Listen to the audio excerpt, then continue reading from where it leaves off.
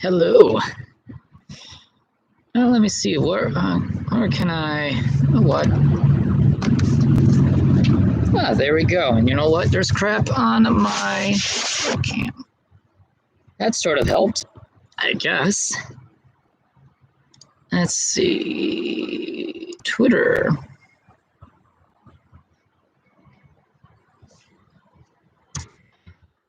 Let's see if people are on, which nearly 5 p.m. around my time. Maybe? We'll find out.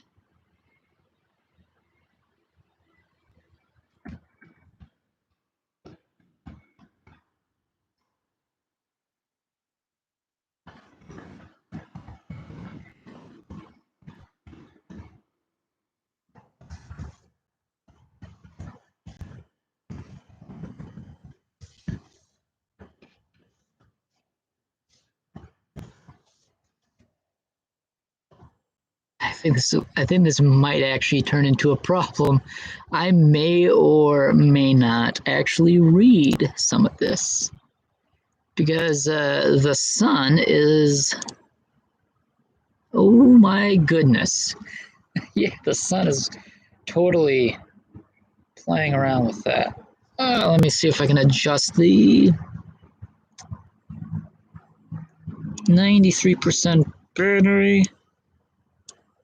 It doesn't work at all. I'm already all the way up on. Actually, it's really, really nice. I'm really looking forward to just doing stuff. Actually, you could see the bonfire hit back there. Although, it may actually sadden a lot of you, but any of you actually watching this, but I don't think there's going to be a seaweed bonfire meet for this year just because there's a lot of uncertainty with just stuff in general, just pandemic related stuff, and meet's going to a different venue, which I have to kind of get in contact with them again because it's been nearly a year. So kind of have to get in contact with them and then schedule events a month in advance. But since I don't really have any vacation time, I don't really want to use vacation time for a meet. I'd rather do that for cons or, other stuff. But would like to see if I can get this schedule because every year my company goes through schedules.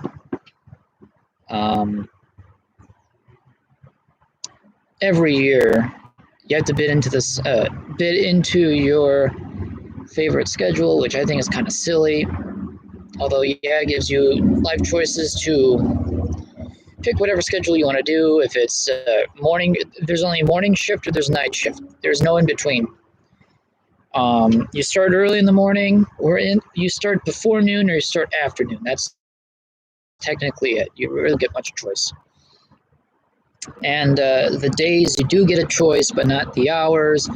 You can choose the hours, but not the days. Again, just kind of weird. But hopefully for next year, I learn more about my job that I can work around something to where I can get a bonfire meet going reliably and without any hiccups. Because right now, I could run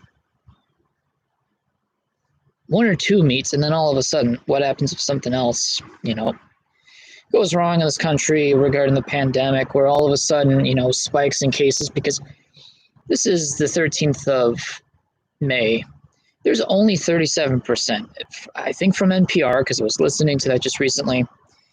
For NPR, there's only 37% of all Americans who's actually gotten the vaccine at this point in time.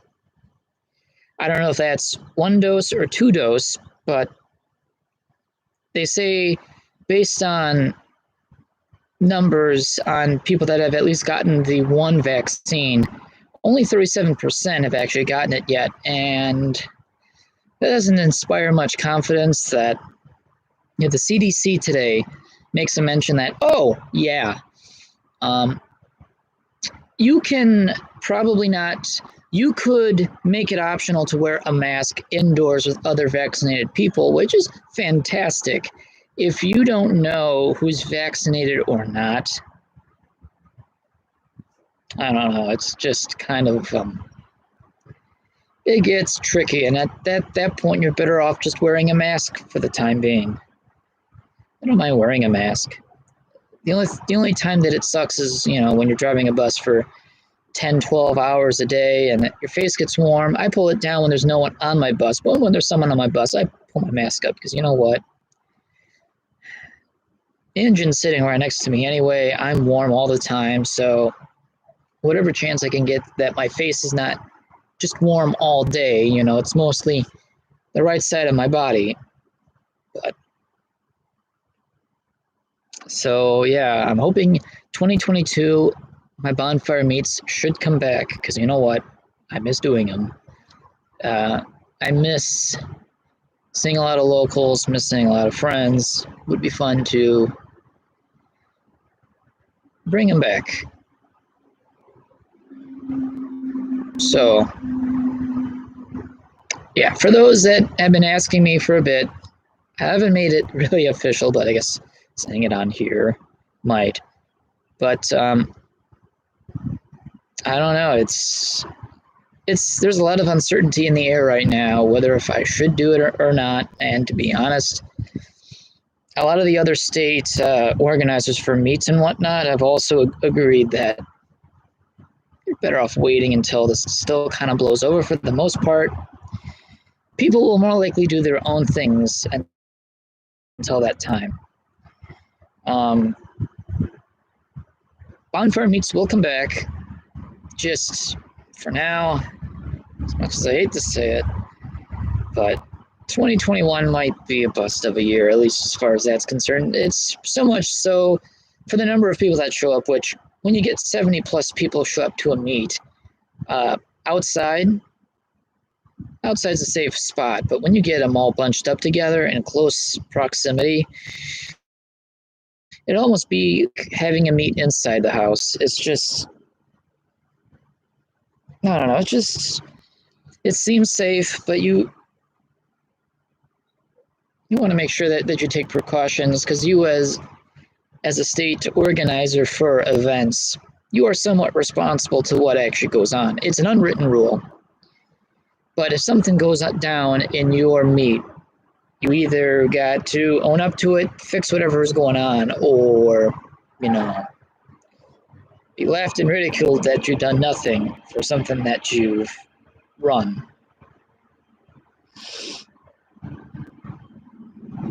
I guess speaking of meets, we could talk more about meets. No one has really actually spoke or has said anything to me, no. Because literally my screen is kind of like legitimately and no one has ever said anything just yet. Yeah, no one said anything yet.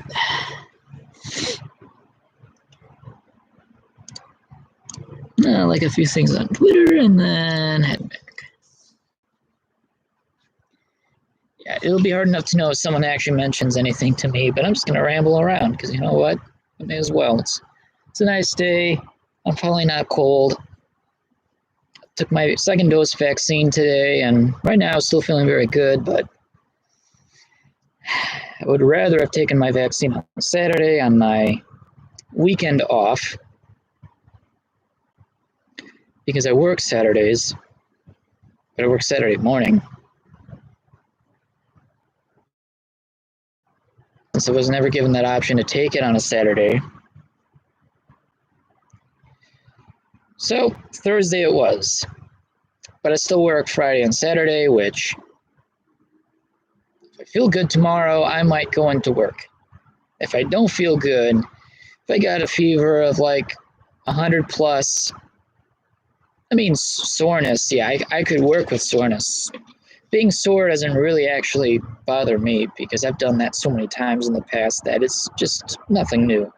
Doesn't shock me one bit. But when you feel like a truck hit you, you really don't want to do anything. You legitimately should just stay home. In fact, sometimes staying home the one day can make the rest of the week go so well, because often enough, when you work your body for any given a time under stress, so, looking anywhere from like 8 to 12-hour days, you're putting some form of working stress on your body, mentally, physically, psychologically maybe, and your body does not give a chance to relax, to rest up. Your mind's not at ease. It's always thinking about stuff, never really thinking about what it should is not think at all. It should be laying in bed or sitting in a chair, huddling around soup, and just kind of recuperate for the day. But we'll see tomorrow morning how I feel, because it might actually suck. I don't know. It might actually suck. It might suck bad. I will say this. Being sore, my first shot, my arm was sore for about 4 days. Didn't feel good, but then again, it's not the worst pain I've ever felt either. So, do I have a visitor? Maybe I did.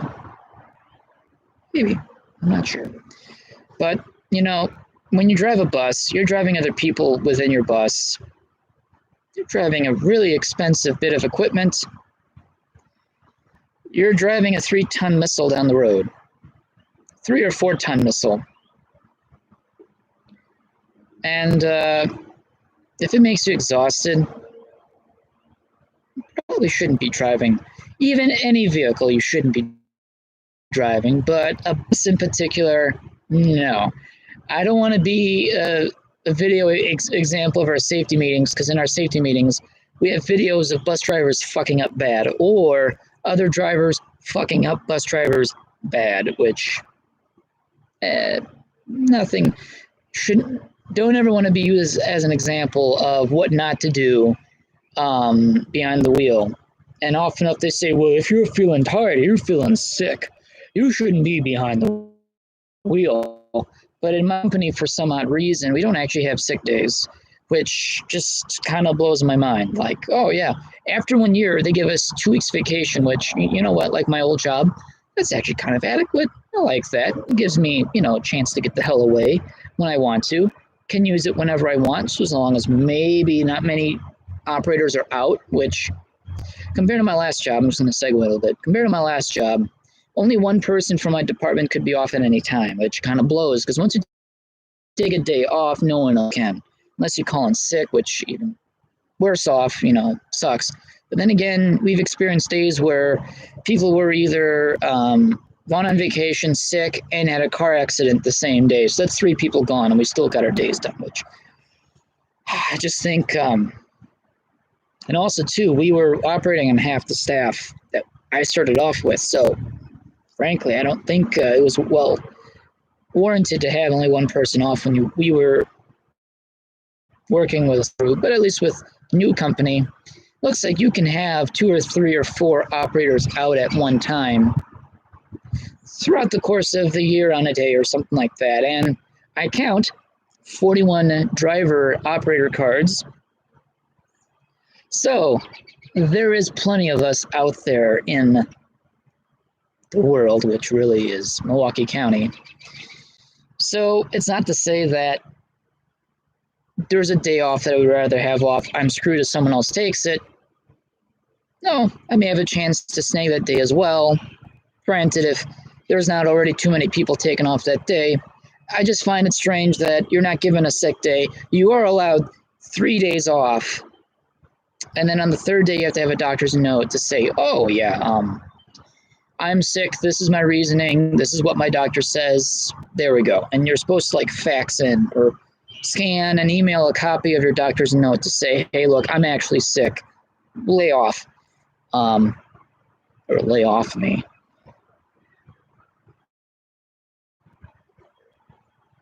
I don't know. The idea to not have any sick days but have vacation days means you're using your vacation days as sick days, which, to be honest, is kind of garbage. Make a differentiation between sick days and vacation days. Totally different uses. Sick days are meant to be non-paid leave.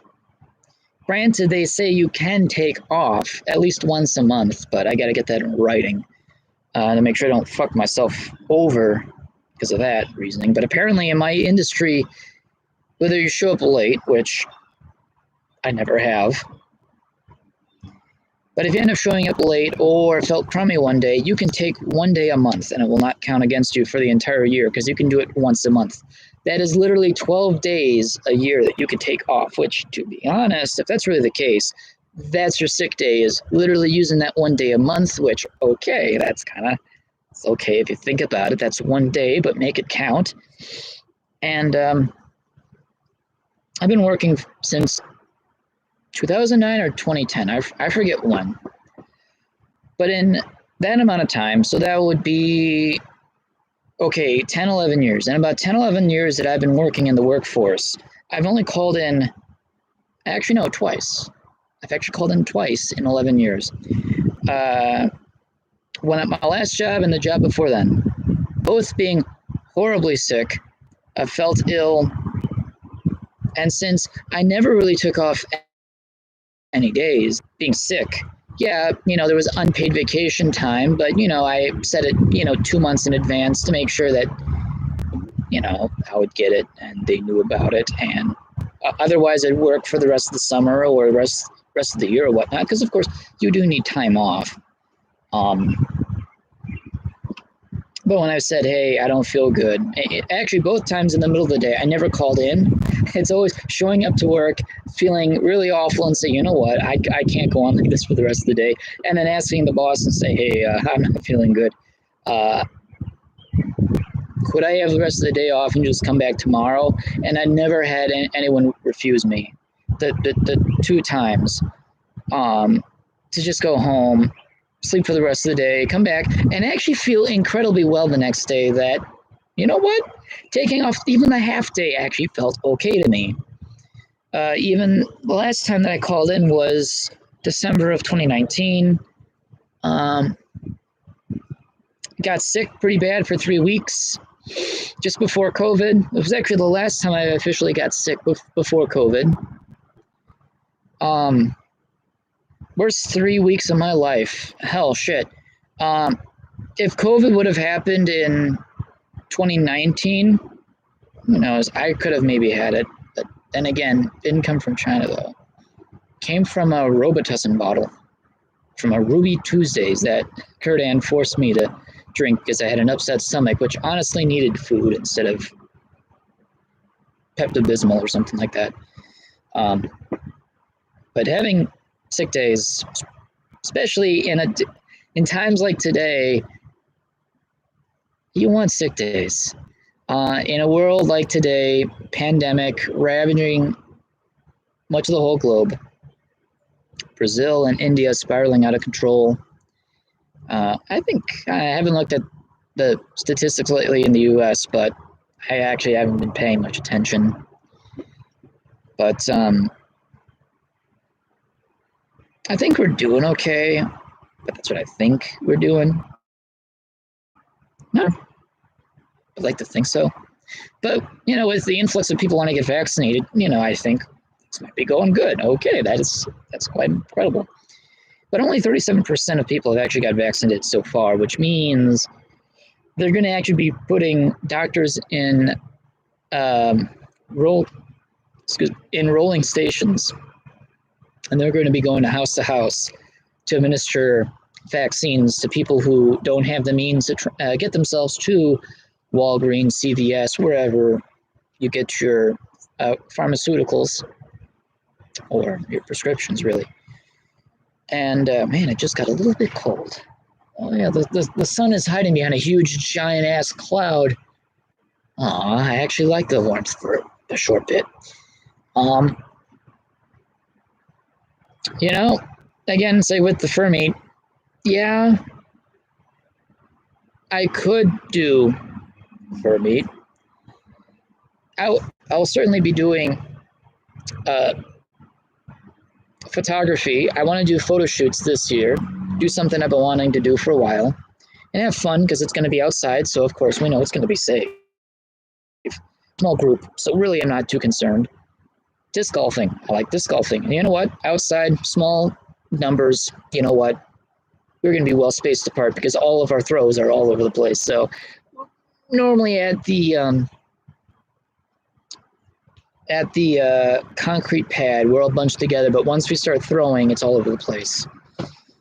So, to those extent, those meets perfect in this time because you know what? You're outside, you can get together, but you wouldn't be that close to each other anyway. Bonfire meet, oh boy. In this backyard, I had nearly 70 people back here. And we caused a traffic jam on Google Maps, which I don't live on a busy street, but it's the most proudest achievement I've ever had as a furry, is run a fur meet and actually personally create a traffic jam in front of my house for the whole world on Google Maps to know, oh, avoid this area because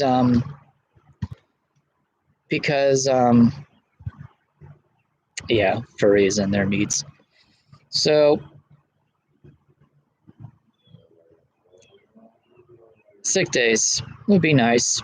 You'd think by now companies would say, knowing after this pandemic, people that they may have known in their workplace got sick and knew the effects of it because they would tell their story about how they battled COVID for 2 weeks, which the people that got sick from my old company that had it, really, really incredibly fit people. I'm talking about bodybuilders. And this one guy was on his ass for 2 weeks. He works out after work, which he must have more energy than I do because at the end of my day at that company, I was wiped out. Had no energy anyway. But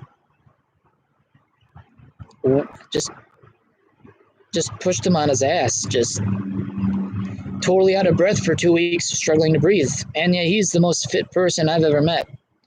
So you would think companies would actually say, hey, this pandemic has actually shown that we really should give employees time off when they actually need it. And when I mean need it, like close to dying, staying at home, sick, need it. Even a week, just pitiful, but a week worth of sick day is better than none. Yes, you can work without sick days and get sick days out of your work, but your company is going to have the big decision to, this person's been sick for 2 weeks. Do we get rid of them because they are actually sick with something that is bad, but because it goes against your policies as far as, administration, do we let them go? That kind of shit, which some people did get let go last year because their company's policies clearly stated, yeah, if you're 2 weeks and you're sick, you might get let go. Which is bullshit. It's happened.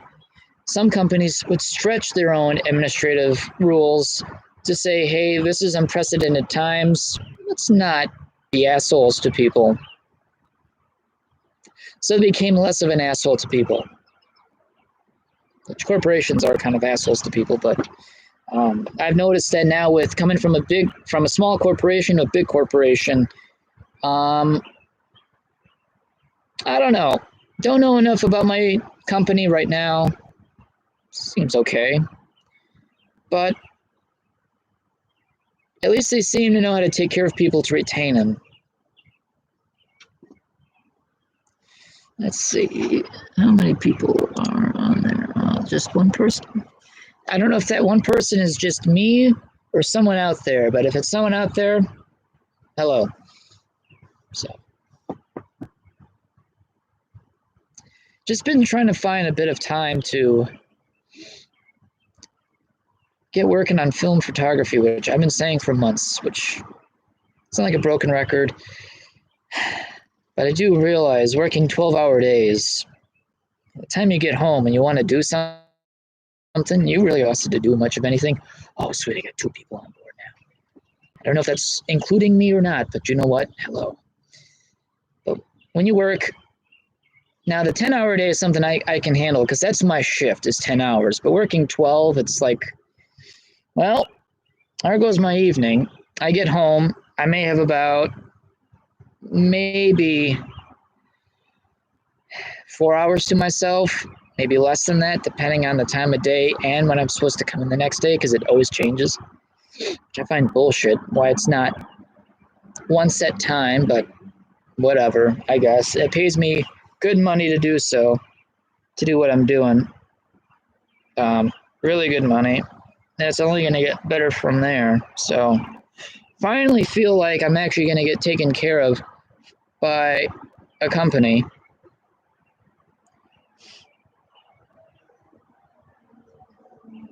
Until they decide to keep pissing me off with more overtime, which, yeah, I get it.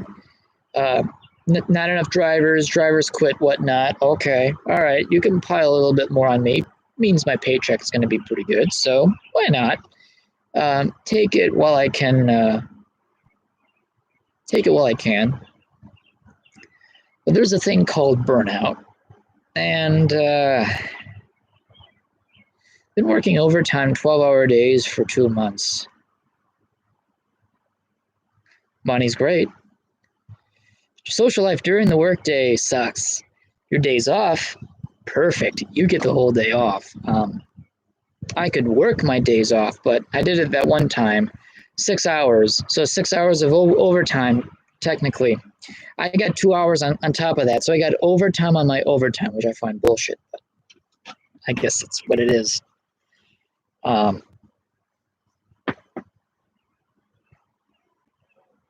I don't see any questions. No, I don't. Yeah, there aren't any questions.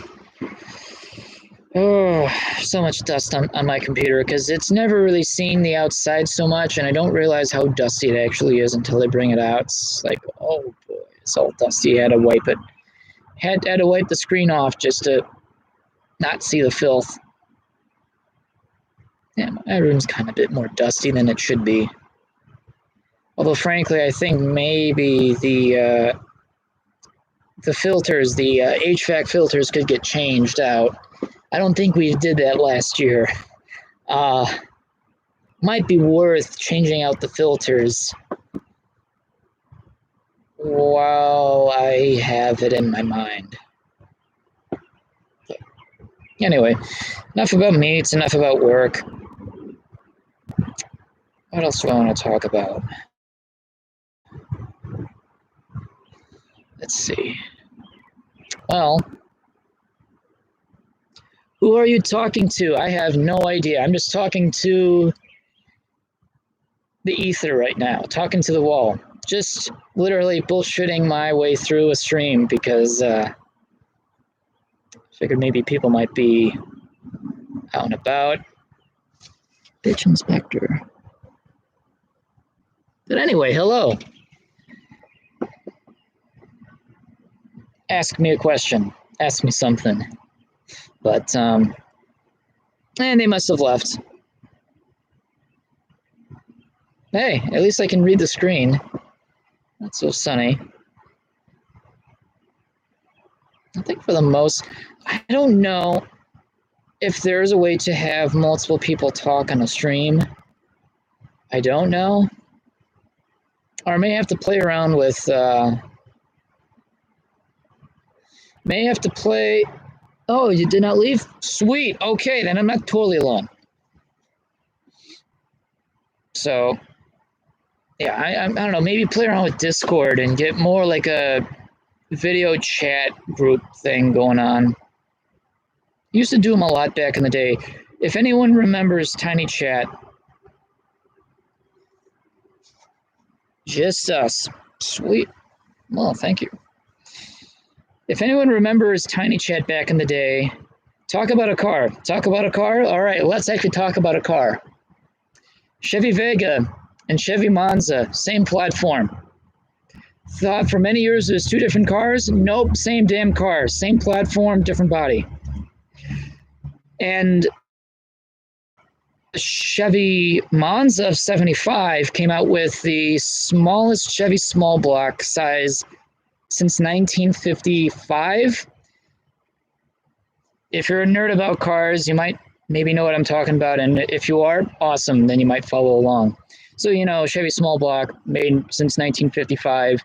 Started off with a cubic inch of 265 cubic inch. That I don't know what that is in liters. I'm sometimes good with the conversion, and often enough, I just said, you know what, fuck it, we'll just go with cubic displacement. And that was the first iteration of the Chevy small block. Then it got bigger sizes, so you got, the 283. You've got what is it? The 307 was part of it. The 327, the 350. Okay.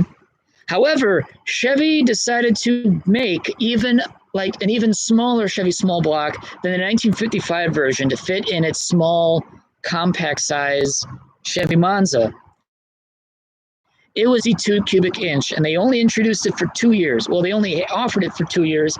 Very, very few people ever ordered it. But it was the smallest V8 you could possibly buy in America. That was actually an American V8. These cars were all rear-wheel drive. They all had a live axle. You could have, I think you could get a 5-speed with it in 75. GM 5-speeds did exist at that time. But most cases, they came out with normally 4-speed manuals, all 4 on the floor. They didn't really have column shift for those cars. The Nova shipped till 79, which is insane. They say the Plymouth Volare and the Dodge Aspen had them since 1980. Nope, they all offered 3 on the tree until 79, and nope, nothing after. But Chevy Monzas are considered an H platform, an H body in GM's sense of the term. So was the Chevy Vega. And really, the only thing that kind of that really was different about the two cars, genetically, same floor pan, same suspension setup, and their powertrain was identical. Their live axles, their transmissions, their engines were all literally carryover. From 77, the last year of the Vega, which finally bit the dust because literally dissolving away like paper wafer candies, like anything Italian built at that time, dissolved the same speed as a Chevy Vega. Monza had decals, yes. They had what was called a Monza Mirage. I forget what year, if it was like 78 or 79. But there was a special version of the hatchback Monza that was called a Mirage, which had a quarter panel fender body kit that looked kind of wide body. It was only painted in white, had blue and red hood stripes, side decals, whatnot that said, 77 to 79. They're quite rare because, one, you're buying an economy car, you're not going to be buying the best, because at this point in time in America, which I kind of want to make a video about, is when did Americans started buying much more fully loaded cars than bare bones basic machines? Because in the 1980s, I'm starting to notice that a lot more Americans were buying much more higher spec versions of economy cars than basic models, although in the 1980s, base model Cavaliers were still the biggest seller. In 84, they made 400,000 Cavaliers, and half of that was all literally base model, bare bones models with like 4 or 5 speed manual transmissions, barely any options. Some had radios, but Americans bought them because they were cheap. That was perfect. Monzas, same thing, except they rusted slower than a Vega. They still rusted. They looked okay, actually. I do like the look of Chevy Vegas. I think they're a nice looking car. I like the look of Monzas. I thought they were really cool too. The coupes and the hatchbacks, the quad light, dual light, whatever. They all looked good. It's just GM did shit to actually protect them against rust, which is why you rarely ever see them, which is why the Monza Mirages are so rare, because often enough, they didn't get crashed, they didn't get crushed, they just didn't last long enough on the road because they just literally right. If you're in the Midwest, literally maybe gone within a decade. You won't even have a car after a few years just because the fenders are already gone. I knew a friend, an older gentleman that I really got to know over the years. He had like a 74 Vega, and he had that car 2 years, bought the car brand new, took it out with his future wife on a date, went over some railroad tracks. And as soon as he went over the tracks at normal speed, wasn't speeding, whatnot, literally broke rings in the back and bottomed out the transmission, but the suspension. The coils had snapped because the metal springs didn't have proper spring tension. I guess the way how they temper springs, apparently both of them in the back were duds, and he literally had just boom, bottomed out his rear suspension.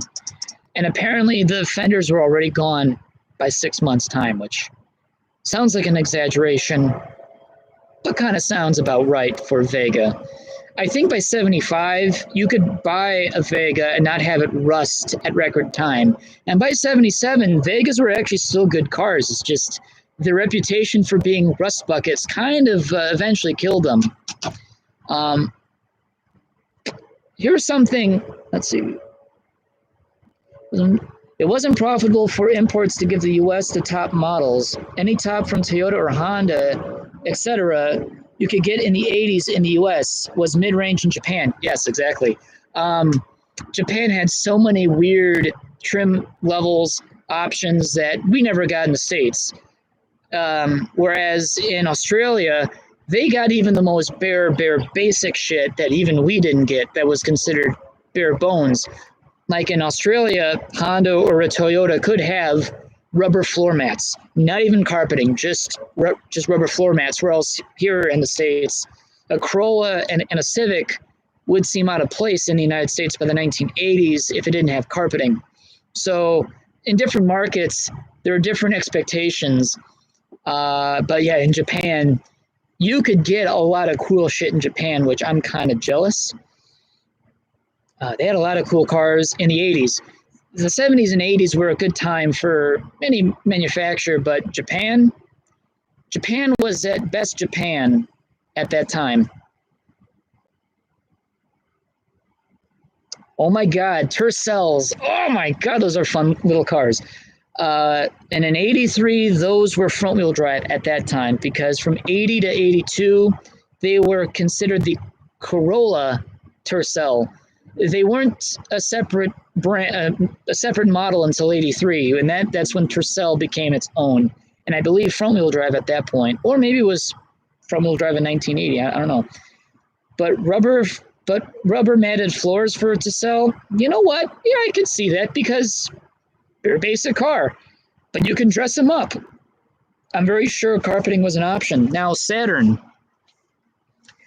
Growing up in, Milwaukee, a longitudinally mounted engine. Whoa. Oh, that's wild. That is wild, though. Saturns. So in the 90s, when you had a Saturn, you technically went to a dealership and you literally paid for what they're asking for. There was no haggling. There was no options. It was very much like Saturn. I know, like Scion. Scion in the days was the same thing as Saturn in the sense that you bought a basic car. There was no real no negotiation in the cost, because you were buying a base car. You loaded up your car from the dealership, unless you were to specifically factory order your car. Otherwise, most people bought their car at a dealership and then added options afterwards. Transmissions notwithstanding, you had to do that at the factory, but other than that, most manual Saturns tend to be factory made with very little options, and then dealerships would spruce them up however you want it to be. So in 1985, we know as the birth year of Saturn, and they were actually making a prototype for Saturn, which I think it was either called an S body or a Z body, which actually the Z body would become the 1991 Saturn that came out as we know it. That is actually considered to be a cousin of the GMJ body. Technically, what's actually was kind of fun, it's an X platform. Really? I must be getting my platforms mixed. But whatever the platform name for the very first Saturn car was unique to Saturn. No other brand in GM actually used that platform. It was uniquely Saturn, which was kind of fun. It was GM being GM at the time for the sake of being GM. However, the very first Saturns built in 1985 as prototypes, just to get a rolling concept going, were actually modified Cavalier platforms. They're entirely unique for what would be a Saturn, but literally the front end geometry was genuinely Cavalier. The rear end was Saturn design only, but this is mid 80s, so they were just figuring out, okay, what can we improve upon what we already have? Because let's be honest, GM is GM. They use the same crank handle on cars for decades. So, of course, GM is like, hey, we'll develop something new, but let's recycle some things and make it work. And turns out Saturn may have been their best creation in a long time as far as making a product someone wanted to buy that was actually visually pleasing, like with a rear curved windshield, which is quintessential on Saturns in the 90s. Because you know what? I don't think there's another 90s car in the 90s that had a curved rear windshield, let alone any windshield. Because at that point, it was flatter curved glass, which was expensive. Which I wouldn't be surprised if that was the most expensive thing to engineer for a Saturn was the rear glass. Plastic body panels, which the Fiero had plastic panels. The Lumina APV minivan, literally same concept as Fiero. Metal inner shell and frame, just plastic cladding, which I didn't realize they were actually plastic cladding because I've always wondered, why the hell have I not seen a rusty one of those dustbuster vans? And you know what? The rust is being hidden right now, like every single Saturn and Fiero. Yeah, it's just brilliant concept. It's just when the car ages, you don't realize how bad the car has gone. If you're in the Midwest or where an area uses so much salt that, gives you kidney stones and whatnot, or gallbladder problems. Saturn was a beautiful idea. And by around the year 2001 or 2002, GM was starting to really dip its hands into the profits of Saturn, because this is the time when, Saturn was doing incredibly well from 91 till about, I would say 2001, so about a good decade. It is the best car they ever made, exactly, and it was. And you know what? It was maybe the most innocent of GM cars in the last 25 years, because you know what? They legitimately went hands off the project and say, we'll let Saturn engineers actually develop these cars and not have any GM input besides putting GM tags on it. Beyond that, it is entirely their own project, which Saturn engineers were the most happiest engineers of GM, which made every single other GM brand engineers jealous because they didn't have that recognition, because everything was considered corporate taco for General Motors, because they adopted the Jidoko methods from Toyota after the Numi fiasco. Yeah. Oh my God, I just think of like mid-80s Chevy Nova, which I want to buy one so bad, which there was one for sale around here, but I had no money. But otherwise, buying a base model 87 Chevy Nova hatch in hearing aid tan. Oh my God. Oh, I just wanted to buy it. But Saturn, it was a beautiful idea that absolutely just worked in concept. For once, if you were to actually make a car company that wanted to care about its customers and what it wanted to do was to make buying a brand new car painless, that was Saturn. You wanted to buy a car that was totally different from everything else. Saturn. Didn't share much of any parts, besides a few maybe mechanical bits, but aside, even actually their engines were unique to Saturn.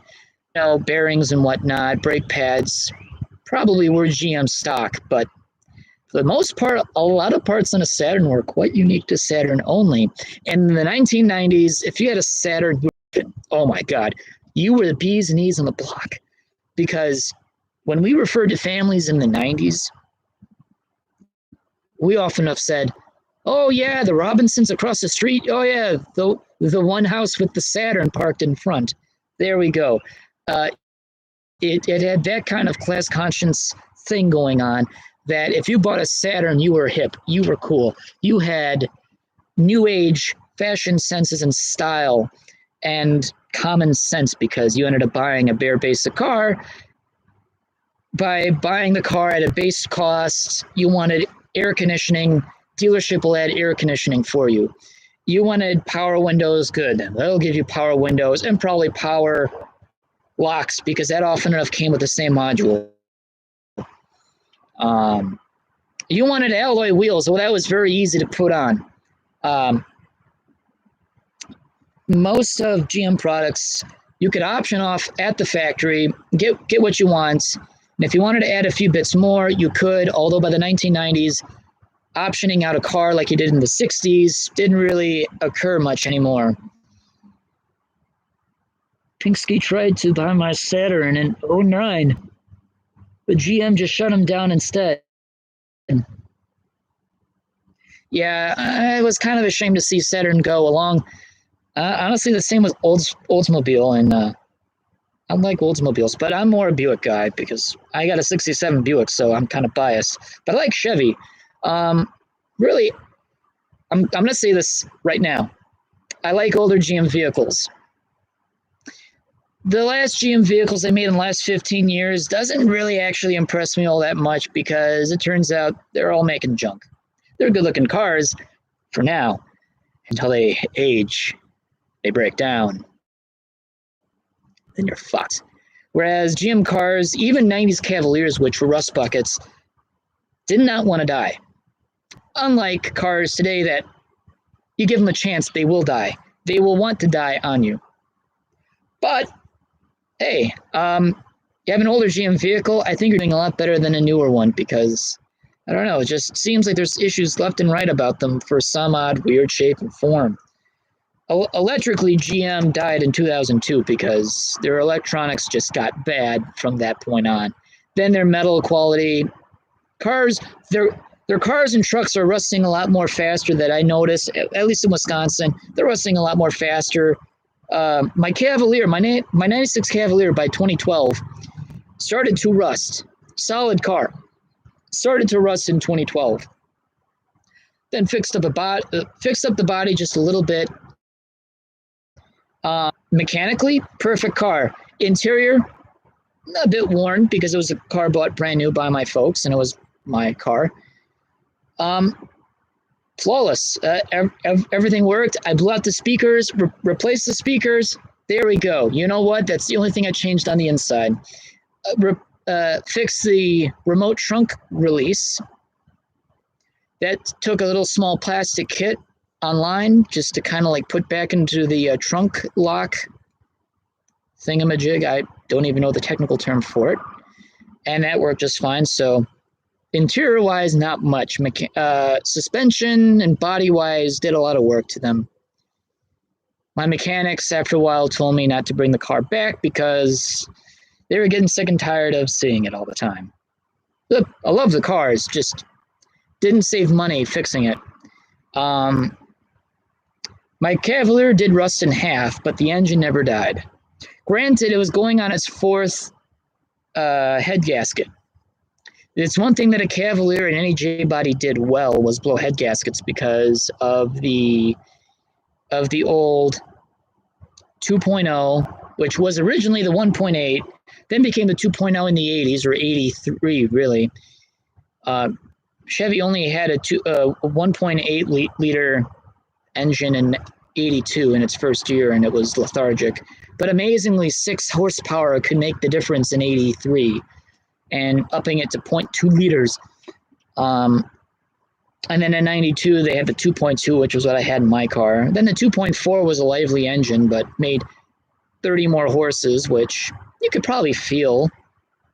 But,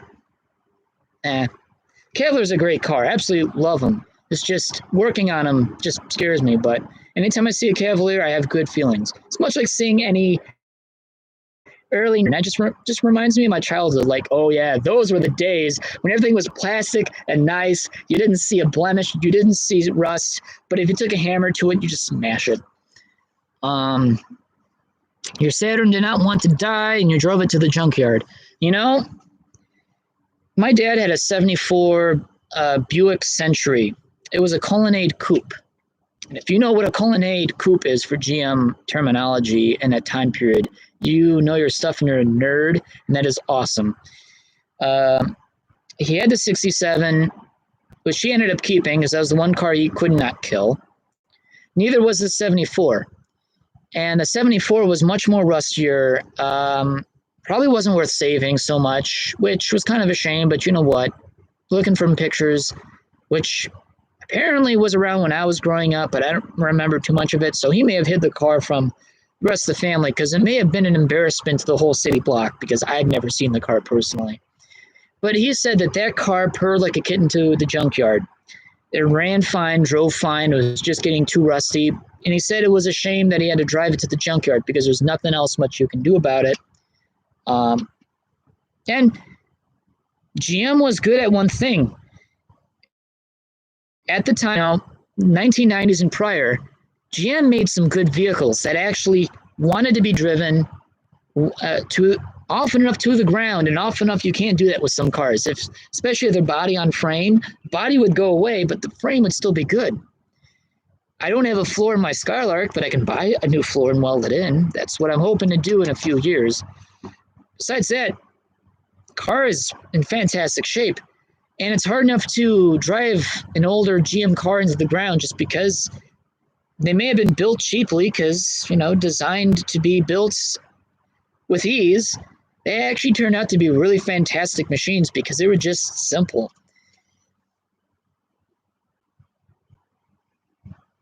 Let's see, what does that say? No brakes, totally unsafe.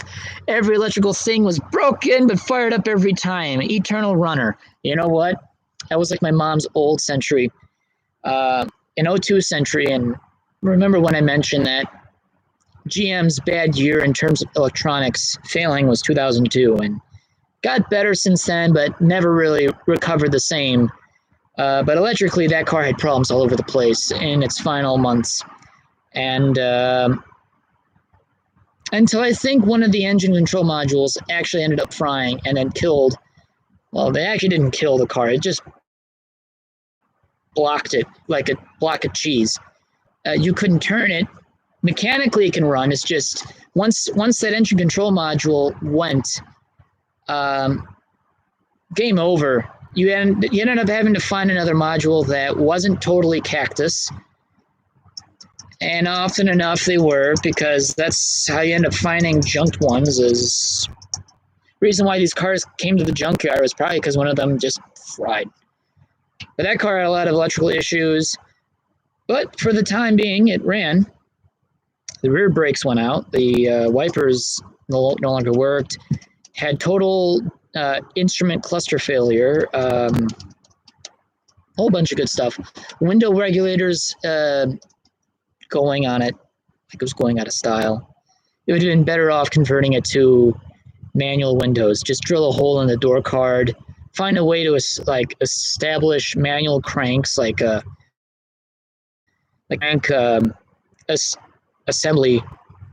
Call it good, because it was getting annoyed to replace them every few months, and they're all made in China, so they didn't last very long either. I do know you are a pedant like me. I actually don't know what pedant means, but you know what? That sounds about right. Let's see. I got rid of it because the registration was worth more than the car was worth, and CA smog was going to be a bitch. Oh, California. Um, oh yeah, I don't know much about Californian registration fees. Aren't they like $900 or something like that? Because that's insane. Now in California, they do vehicle inspections, which, to be honest, is something that Wisconsin should do. Because, not to say that I want to see more cars off the road, but there are some beaters on the roads today. They really shouldn't be on the roads at all. I'm talking about frame damage. I'm not talking about they're old, they pollute and whatnot. I'm not talking about that, because you know what? Hey, a lot of these people can't afford a nicer car. If it's still turnkey and run, they can get to work and whatnot. Good on them. Good on them. But when it has extensive frame damage that it couldn't be safely driven, because if you got into an accident, you wouldn't make it out alive. That's what I'm kind of talking about, where we need vehicle inspections again, because Wisconsin used to do a yearly vehicle inspection until 1974. And then after that, done. They said, you know what, costs too much money, not worth our time. And you know what, we can get rid of some of these junkers off the road if we just let nature take its course. Let it all rot out. Let them all rot. And cars started to rot in the state of Wisconsin. Because before 74, it was hard enough to find a rusty car on Wisconsin roads. After 74, everywhere, absolutely everywhere. You'd be,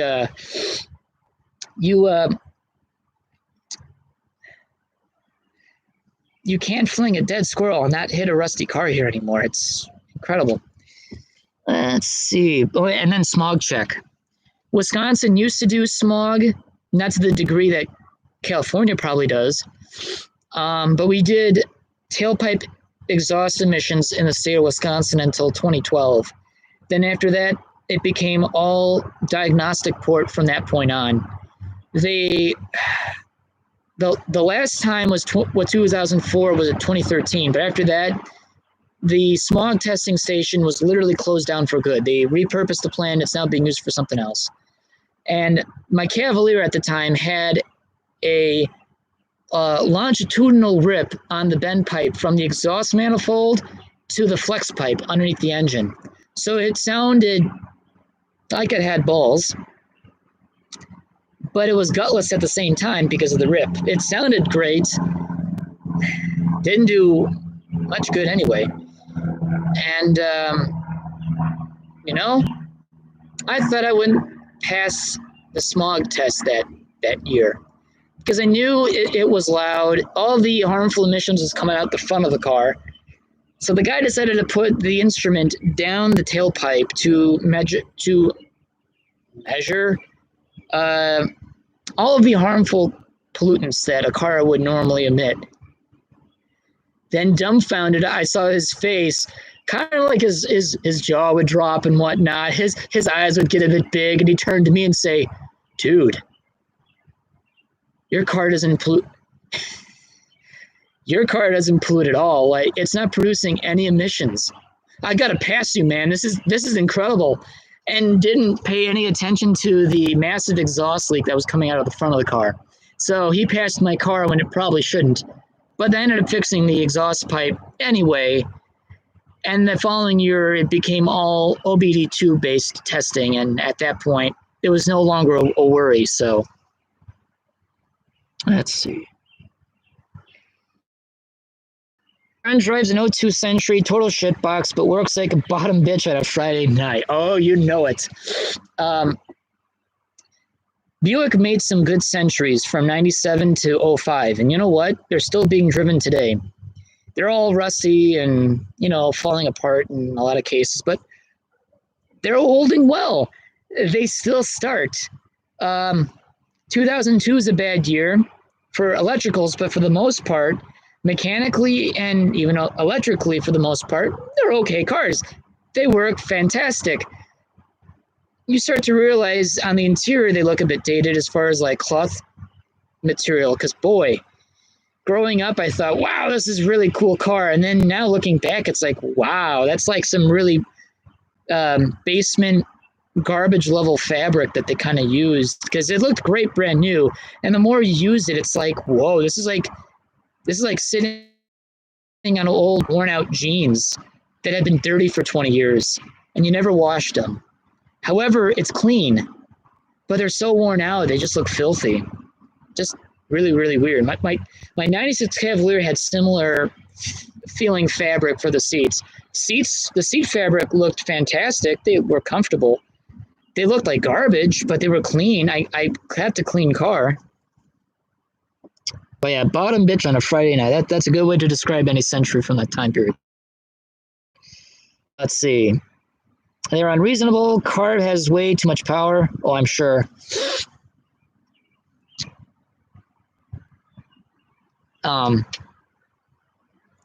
Yeah, I do believe that there should be some physical car inspections in states to make sure your car is not a total death trap to yourself and others, mostly for yourself, unless you don't care, and then you just drive the car anyway. But emissions in the state of Wisconsin, any car that is older than 15 years old gets exempt. In the county of Milwaukee, or in larger counties such as Waukesha, Milwaukee, Racine, and Kenosha. These counties are exempt for a multitude of reasons. These are where the working class people tend to live in Wisconsin. Any car older than 15 years old still gets smog tested, but they don't get penalized if they don't pass smog, because a lot of these people can't afford a better car. So what they end up telling is, hey, you have an exhaust leak. If you fix the exhaust leak, we're fine. We don't even have to bother testing them if that's the case. Unless it's literally spitting out gas out the back. Beyond that, they will literally like pick it, or they'll give you a year sticker to say, hey, we understand that you're not from a well-to-do family. We're going to say that you passed, but you got to at least get this shit fixed.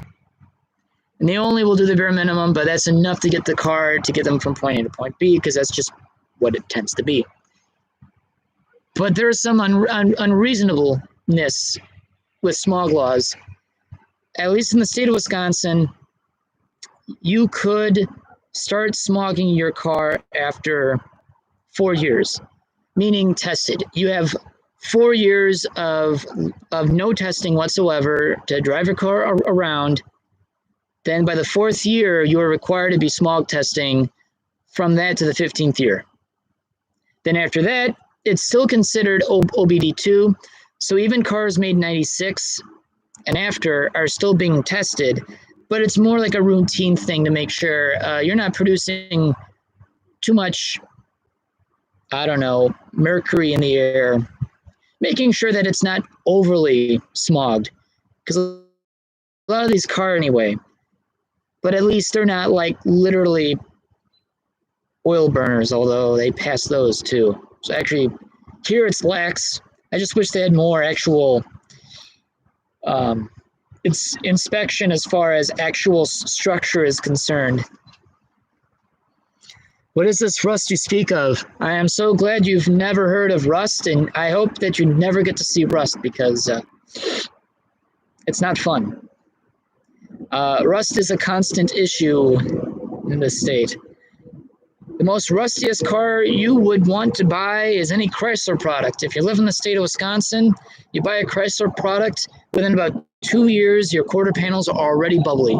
Just already bubbling out, peeling, cracking, and then you will eventually, in I would say 4 or 5 years' time, you take your finger and you shove it in. You shove it into a hole, and now you can finger the inside of your car from the outside. And if it has trunk carpeting, you could take a scissors, really stab in there, and then you can finger what's inside the trunk. Which is not a very efficient way to steal stuff, but it has happened before. Six Flags prize fabric. Yeah, GM wasn't really good with, like, it's still not good with plastics these days. It's still like bargain quality plastic that they still use on their cars. And their fabrics aren't that great either.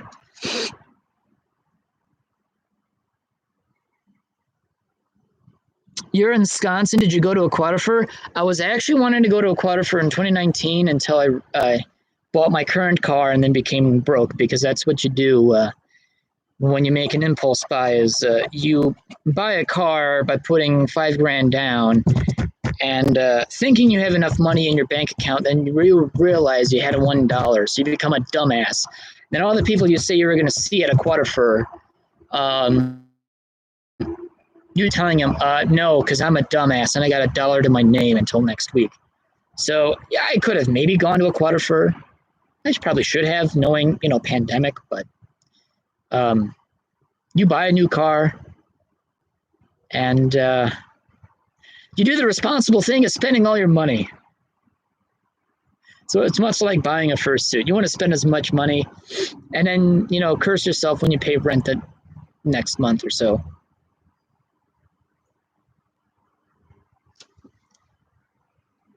So you were actually vending at a quarter for. That's actually pretty cool. It's actually a shame that I didn't get to go, which next time when a quarter for does happen, want to still check it out. And I believe it is on for this year. And it's in October, which is plenty of time to have things improve. I might go. I work Fridays and Saturdays. No vacation time yet, but I figure if anything, I can go the Saturday, Sunday, and then maybe Monday. So who knows? I might maybe actually just go this year for those 3 days, enjoy myself, and there we go.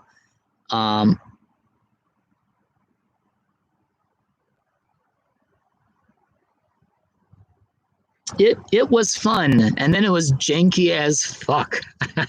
I don't know what exactly you're talking about, the janky as fuck, but that sounds interesting. Corgi events are good people.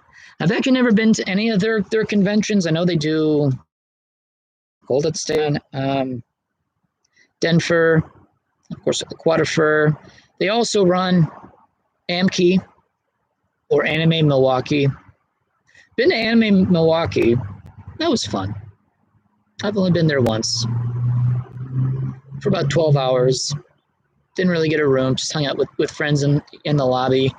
Wore a suit, got lots of pictures taken, which I get more pictures taken by anime people than I do with furries. So I guess that's saying something. Oh. Denver is lit. Oh, I know exactly what you mean by that. It would be fun to go to Colorado just to check it out and whatnot. Although that's really dedicating vacation time to do something like that, and you may as well make the week of it. You're better off taking a flight. But then again, I like driving because screw paying money for a flight. But if I take a flight, I'm not bringing fursuit with, because you know what? That's a lot of worry. I've seen a few. It's rare. Doesn't happen often, but I've seen some furs get their fursuits lost for a while and then, get them back within about a month. And then some people lost their fursuit forever. The airlines totally lose them, hold on to it, have no idea where it goes, gets stuck in holding, and their whereabouts becomes unknown because we don't know what they do with personal items that never gets claimed, or never make a mention or a bother to ask around, say, hey, whose shit is this? Let's see. You're better of working for a vendor. I'd never make it to so many cons. Well, oh yeah, I'm sure if you work for a vendor, it's probably easier to get to cons because I'm sure you probably get first dibs at hotel rooms, which is kind of nice, I'm sure. I've kind of given up on getting a room for MFF because I would rather get my own room and then put people that I would trust in it, because you know what? People like to room with the hoosk. So, that makes sense because I'm pretty reliable as getting a room, being there, knowing that I'm actually going to show up. So if I don't show up, there's something totally wrong. But MFF being crazy, TSA holds my merch all the time. I would just love to just stuff as many Bad Dragon toys into a carry-on. Have them just take a look at like a giant, just giant rubber schlong. And it's like, oh yeah, grasp it. feel the density of medium material and just, watch their reaction, and then being discussed, and then never to have them touch one again until they have to, because that's their job. That would be glorious. That would be glorious. But vending actually sounds like a lot of fun. If it's actually one thing that I've enjoyed doing a lot at cons is running panels. I enjoy running panels. And once cons come back again, I plan on at least doing panels again once I go back to cons.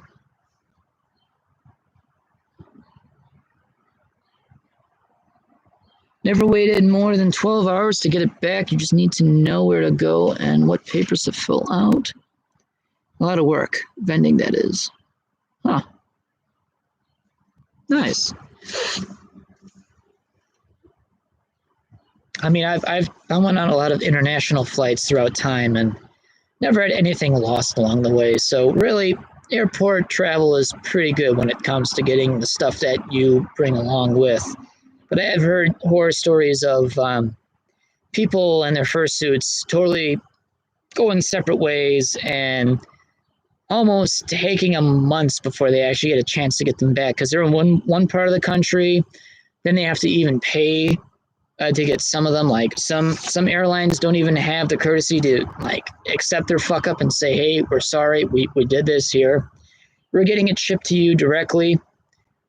Some airlines are total fuck offs where they just kind of say, yeah, we can send it to you, but you got to pay a fee. It's just kind of sad.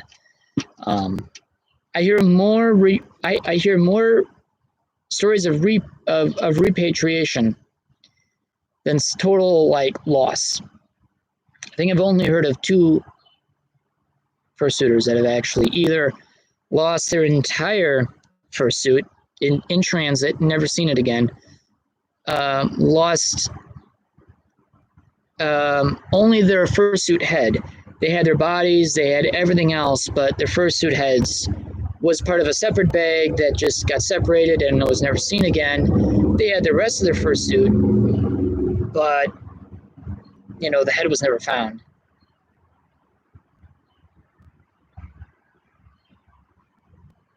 Oh yeah, I mean, if you spend about $4,000 on a fursuit, you would bitch at the airline to find your shit.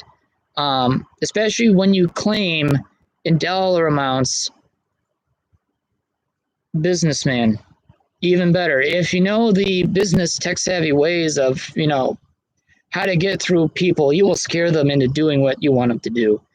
But if you throw money at them, say, hey, look, this is valued at $4,000 and I want it now, find it for me, because this is your company. You should not be fucking up. And more likely they'll get scared enough because of the value amount that they would actually want to look for it.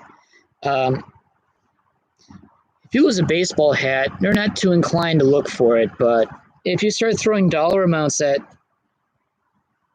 a bunch of people, they're going to want to maybe look for it a little bit harder. But some people either dug deep, found people to get help from, and they were of no use, or get, spun around in circles, chasing their tail and not getting any help at all, or accept the fact and did nothing about it, which is kind of lame, because if you spend that much money on a fursuit, you certainly want it all. But if you're not going to do anything about it, it's it's the airline's fault for losing it, but it's also on you to at least make the initiative to try to get it back. Because if you can get in contact with them, they can look around, and soon enough they can find something that is matching your description. Yeah, TSA. Oh, yeah. I remember air flight travel before 9/11. It was so much more easier. Now it's just silly. I mean, I understand, but god damn, it was so much more simpler back then. You could literally get on your flight 30 minutes before it takes off. You can't do that anymore. Especially international flight. Can't really do that.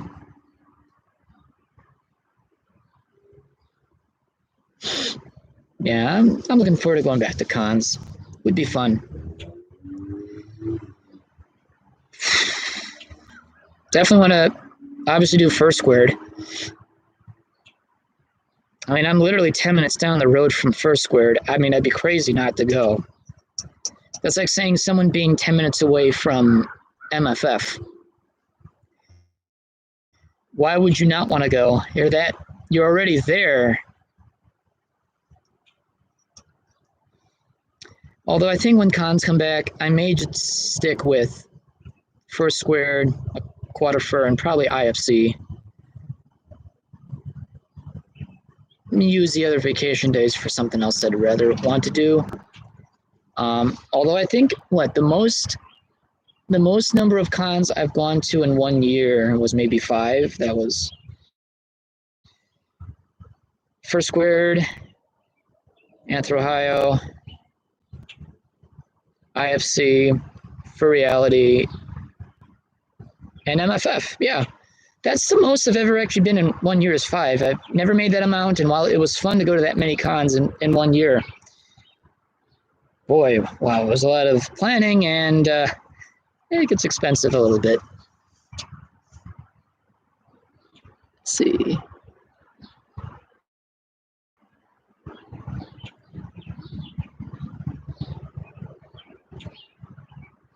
BLFC. It'd be fun to go to BLFC. I forget when that. Oh yeah, BLFC is happening. I think this year. I think so. That one is more like, do I really, really, really want to drive? Because that would be further than what I'm willing to drive for. I'd have to definitely take a plane at that point. There's a certain limit to how long I will drive, and 14-hour distance, 16-hour, yeah, I could probably do that. That's not an issue. But anything beyond that, it's like, okay, now you're really testing the limits of how far I can go. It's the goat.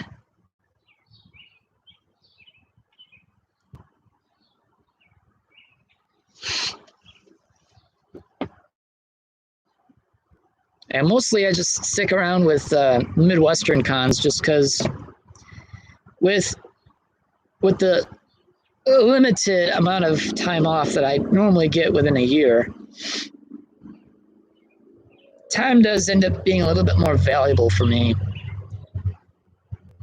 And I don't tend to travel too far, although one day, could change things up, go a little bit further for a change, but I tend to stick around to more of the closer cons just because of just convenience, something I can easily plan, something that might change. I'm not totally screwed or screwing others up. I can't tell you how many times I've been screwed by other people for cons, which not fun. That's why I would rather have the hotel in my name, because I've never had an issue going to a con. I've had people have an issue trying to get to a con that's supposed to room with me, not so much with me. No, never had that issue. More people would rather room with me just because I'm always going to show up. Often enough, if they're local, I'd just pick them up along the way, so not an issue.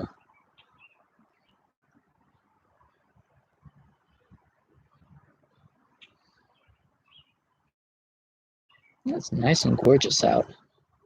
It's about time, because it's been in the 30s, 40s, and 50s for I don't know, the last month or so. We've been spoiled by 2 days of 70 and 80 degree weather at the I don't know if it was like the tail end of March or the beginning week of April, and then went back to shit weather, which we're all known for. Then it snowed. And that was terrifying because my bus don't have that good of tires, which 3-4 tons, but when you slide, all that momentum is just gonna let you slide so much more longer, especially when you're on a highway. And when let's see, any of the high-rise bridges that we have in the city, it's like, oh, you never want to stop. You're just better off coasting, and even still, with all the traffic, you got to stop somehow. So it's never a fun situation. It's just nice to have good weather, which looks like for the next week we have good weather for once, which I'll take that. I will take that.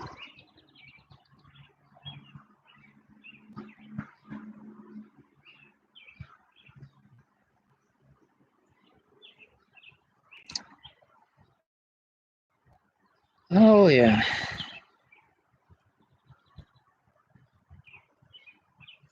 Should get a beer. Or water. I should really hydrate. Yeah. Oh boy, I'm not looking forward to what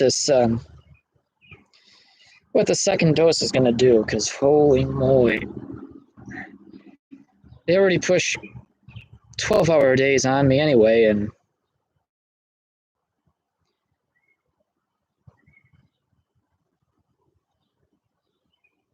normally it's supposed to be 10, which 10 I can do. 12, I got so used to now doing that it's doable, but when you clock into work, you're on their time until it's time in your mind to clock out, meaning the time you should be done. Then on the overtime, now they're on your time. It's just the way how I think. But you're getting paid good. And on the paycheck, it can just be a fat stack of cash, which is great.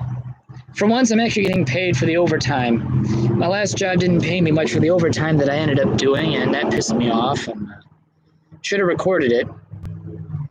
Lesson learned. But stop bitching about work. Yeah. Actually, there was not much to really complain about my new job. There's a lot of cool nuances about it that is kind of more funny than anything else. It's just the overtime is nice. At least I'm getting paid for it. The old job, though, oh god, no, that was bitching. That was bitching to a whole new level. I had so many people just tell me, you should just find a different job. I'm like, I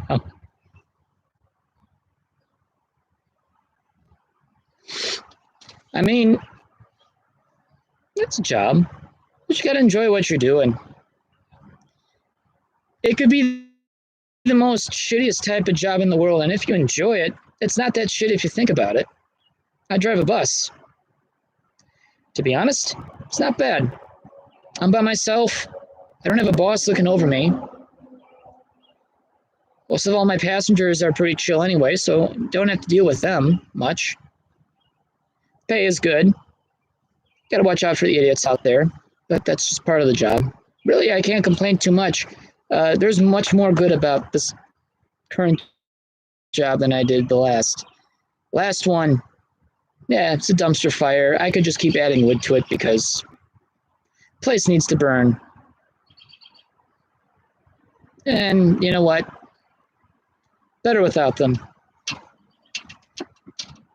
They can all go to hell. At least my boss. The boss can burn in hell. You just gotta find what you gotta enjoy. Once you find something, you like it, stick with it.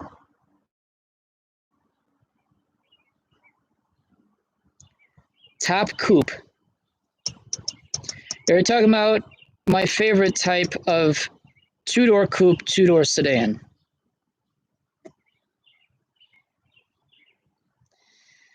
If that's the question, I've got many. Obviously, I like my 67 Skylark. That's a sport coupe. I like it. I grew up with the car, so it's going to be my number one pick because I already own the car. But other things that I find that's two-door that is kind of cool looking. Well, I'm going to list off a bunch of shit boxes because I like shit boxes. because a lot of people don't like shit boxes, so they got to have love. So I actually like the two-door coupes of the Citation. Yeah, the three-door hatchback Citations were nice, but you rarely see the two-door coupes. And GM never really actually bothered to build them in consecutive years. They've had them for 79. I think they've had them for 1980. Then in 81, they stopped making them. And then in 82, they brought them back. They made them until like 83. And then like in 84, they stopped making them. And then in 85, they brought them back. I don't know. I just like the look of them. The two-door Cavaliers, they look actually kind of nice. I like the look of them. The two-door hatchback of them are pretty slick looking too. That's not a coupe, but you know what? Screw it. Let's see. Any two-door Nova, they kind of look nice. Yours is a 53 Studebaker Starlight. Good car. Beautiful. Raymond Louis, fantastic car designer. Made cars that really never really, let's just say their style just never dies. It always looks good no matter what the year is. Yeah, their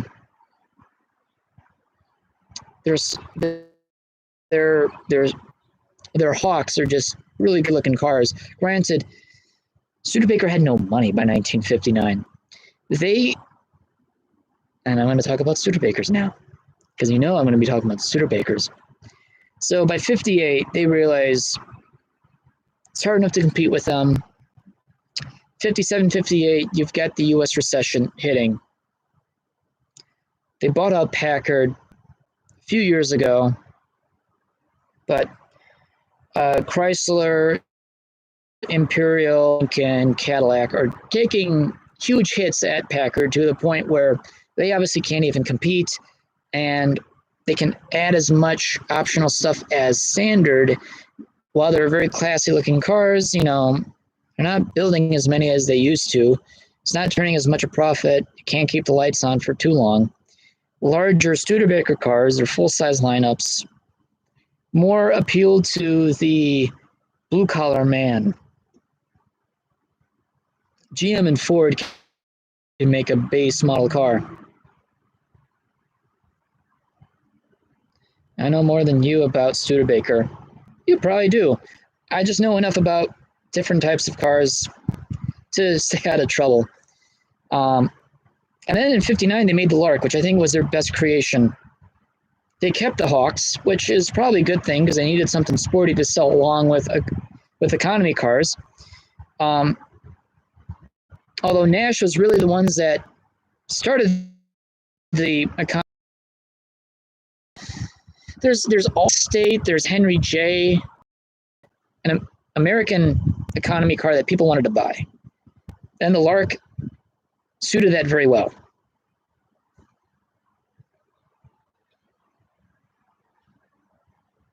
Close enough. I've got too many books downstairs, and I'm just going off from what I've read from over the years.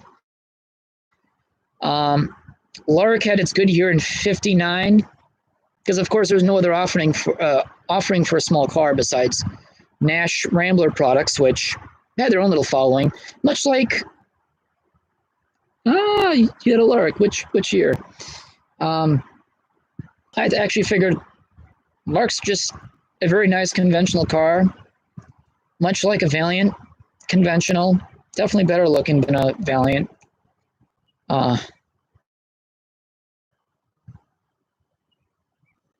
Virgil Exner was just strange when it came to designing a car at that point in time, which just absolutely fucking weird. And then Chrysler management's like, yeah, we should put that in production.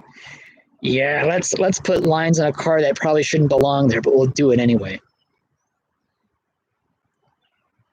Yeah, but it's actually kind of a shame. Studebaker really had a good post-war period. First manufacturer to have a new post-war design. '63 was a good year for Lark. Studebaker was the first car manufacturer in the United States to introduce self-adjusting brakes on all its cars as a standard, and I think that was in 46 or 47, but obviously it's probably 46, which even a lot of cars in the 50s didn't really have. It was just another means to stay competitive of, oh, hey, cars can adjust your brakes for you. You don't need to self-adjust them in your driveway here and there, or take it to a shop to do it if you didn't have to. Then by the 60s, all cars really had self-adjusting brakes anyway. But Studebaker was the first one to just make it standard. They did exist at that time. It's just not every car offered it, or when they did, it was an option.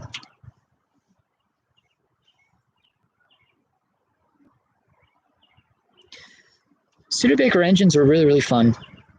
It's just cool that a lot of these independents still made their own engines, transmissions, live axles. They've literally did all their engineering by themselves, which,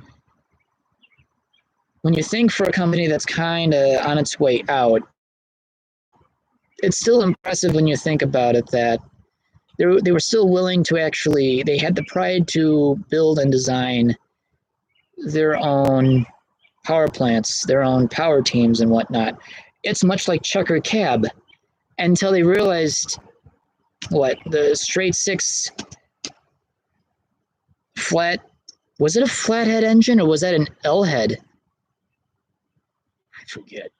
But after a while, even older power plants in the modern age, meaning valve in head type engines, eventually you start to get so antiquated that it ain't cutting it. Not in terms of technology, but just in output, because every single type of head design has its own limitations.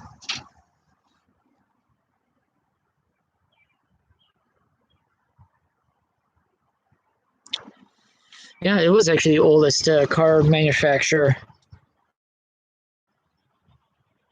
What was it, like 1853 was when Studebaker went into production of covered wagons. I know it's somewhere in the 1850s. I don't know the exact year. I'm sure you probably know more than I do about that. And then, yes, Borg-Warner did make Studebaker transmissions, which they were actually a really, really, really good company. If it came to transmissions, they had maybe the best engineers to make a transmission. In fact, they even had an office in Illinois. I actually don't know if it was a design bureau in Illinois or just an ordinary administration office for the local region. I don't know, but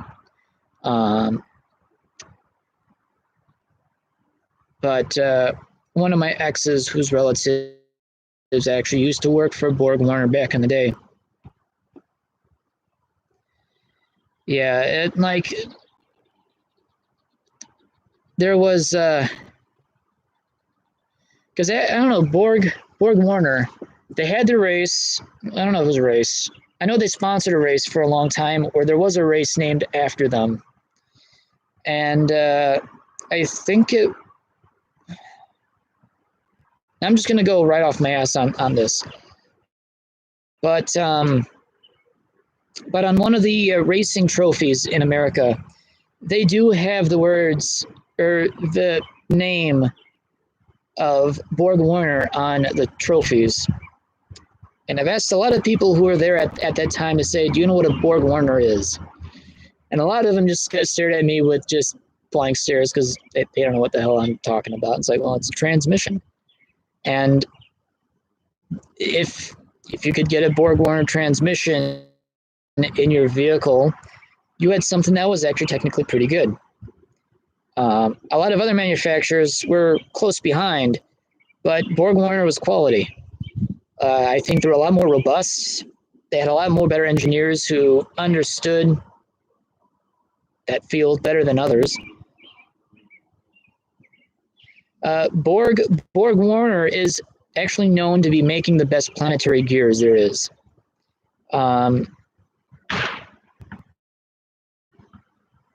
Yeah, they pretty much, they were chief at making planetary gear sets.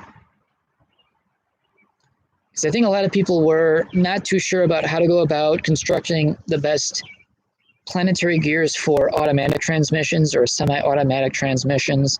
If you don't build them up robust enough, they will actually shatter. And I've seen that happen on semi-automatic and automatic transmissions of that vintage. They can handle good enough power, but once you go over that threshold, they shatter like a glass vase. And Borg Warner was the only one that actually understood. Not only did you have to make them robust, but you had to design them to the degree that it makes sense. And automatic and semi-automatic transmissions were quite, not fragile. Their gearing was fragile. The engineering behind it wasn't, but the way how it transferred power between gears made them slush boxes, hence why they didn't like Dyna Slush. I'm just trying to think of nicknames that people gave early transmission. All I can think of is it was Chrysler's Dyna Drive, which they called it Dyna Slush, which was funny, but then again, it actually made sense because a lot of those early domestic transmissions that were automatic, yeah, they were fully automatic. They were just so fragile. You really couldn't trounce on them. They would go, but if you were to put them in any duress of stress, it would shatter. But you had to be really stupid about it, though. You'd have to really mean it. It's not like you would floor it and it would shatter, but if you were being a dumbass with one of those early transmissions, yeah, you would shatter them if you were being a full-on dumbass.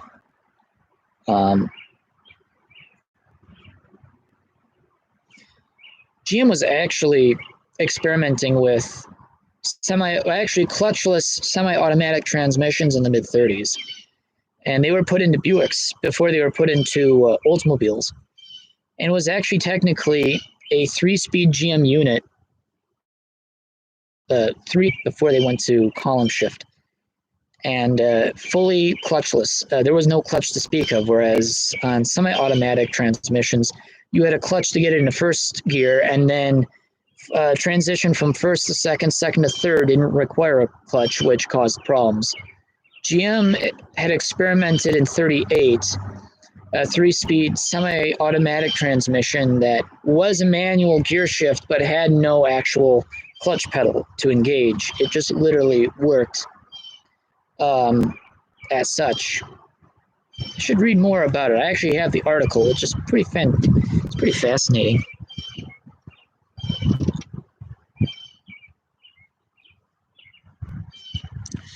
Borg was an industry leader, and there was materials science behind the metals they used. Were considered scientific breakthroughs at that time. Yep. If you can understand the metallurgy of what you're doing, and if you can take advantage of the metallurgy, then I think you're going to be quite successful at what you're doing. It's like Japanese and arms manufacture. The metals that they use for rifles is legendary because their metallurgy was just spot on. And you could not physically blow up a Japanese rifle from World War II just because the metallurgy was just superior. That you could put a double charge in an Arisaka, just wouldn't blow. And metallurgical science at that time wasn't fully understood. They understood, it's just they didn't think it had much to do with longevity. They figured robustness, but they figured, hey, if it can at least do one or the other, there might be some sacrifices. But I think you could probably find, you can make the best of both worlds and few engineers could make that possible.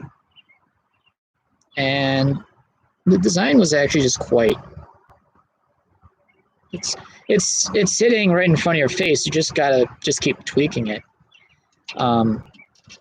Manual 3 and 4 speeds. Actually, no, 4 speeds weren't really popular until what, the 50s. 3 speeds were usually the way to go in the 30s and 40s. It's actually kind of the way to go, really. And 3-speed manual transmissions, double clutch type, were robust units. They were heavy as hell, but you know what? You could abuse them. Although some of them had, they had a, what's that? They had a mechanical interlock where you really had to double clutch each gear. You couldn't go about any way. Like I've had some truck drivers say, because I've driven double clutch before in smaller vehicles or, you know, in older 3-ton trucks. They always tell me, well, you just slide it directly into gear. And like, but you don't understand. You need the clutch to override the mechanical interface or the interlock or the shift interlock, because on some transmissions, it's possible to kick the gear shift out of gear. I know with Hondas it's possible in 5th gear, sometimes in 2nd, but on an Opel designed 5-speed gearbox that's double clutch, there is an actual mechanical override that is actually meant to be a safety double clutch transmission where there was no way you can actually grind gears without the clutch being engaged. However, to shift gears, you always needed the clutch to be involved. You just could not go from one gear to another. You literally had to double clutch regardless. It was meant to be a safety thing. It was meant to keep the gearbox from grenading, from stupid moves like literally sliding it from one to another. You physically couldn't. You had to interlock it, which was fun. It's a complex, it just adds complexity, but even after 80 years, it still works. Forcing it from one gear to another without the use of a clutch, nope. It's staying in whatever gear. It'll never bounce out of gear. Slide it into gear without the clutch, though. I tried that, and the man named Dan was not very happy.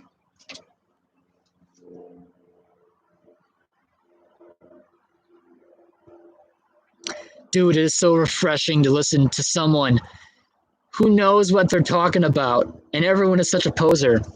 I do notice that some people may not know what they're talking about, and I just kind of listen on. I just kind of like see how much they really know, and then judge from the inside. I don't really see it, but I don't know everything, but I know enough that I can hop into a conversation and say, this one. But if it's something I absolutely do not know about, like I don't know much about rotary engines. In fact, the only one local that knows about rotary engines is my friend Cyberhusky, who has an RX-7 who threw a lot of money at to make about 350 to 400 horses, which is a really sweet machine, and boy, does that thing produce a lot of heat.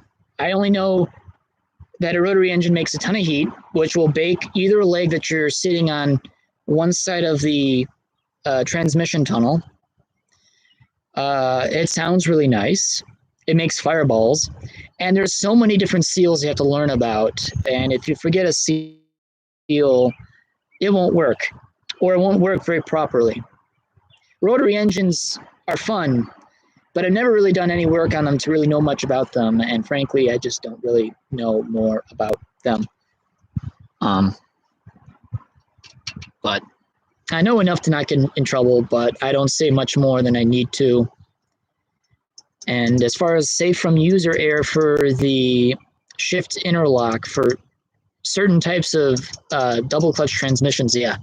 Because I know there's some people that throw around the term crash box transmissions, or a crash transmission, which is still double clutch, but I think it does not involve an interlock to where you can actually literally shove it into gear without the clutch. But you get the similar effect of, crashing, where it's actually kind of I've actually driven more double clutch with this interlock than without, so I've never even bothered to actually just slide it into gear without the clutch, because the scolding from Dan is real, and it is terrifying. And I've only learned just to double clutch, and to be honest, I've double clutched so often for so long. I double clutch synchromesh transmissions just because I just got used to it. And then I freak people out about double clutching in a synchromesh. And it's like, oh, no, don't worry. Actually, your synchros are doing a lot more better if you double clutch it and just single clutch, or just clutch it. They say that it might increase synchro life if you double clutch. Maybe. I really don't know. All I know is that there's no way to really fuck up with double clutch, because your engine RPM goes down low enough and you get a little bit of your power band back. But at least with double clutching, it goes down 200 RPM more. Then you have all that play, like you pretty much, that extra 200 can come in useful. So that's about the only benefit for double clutch in a synchro mesh. Let's see.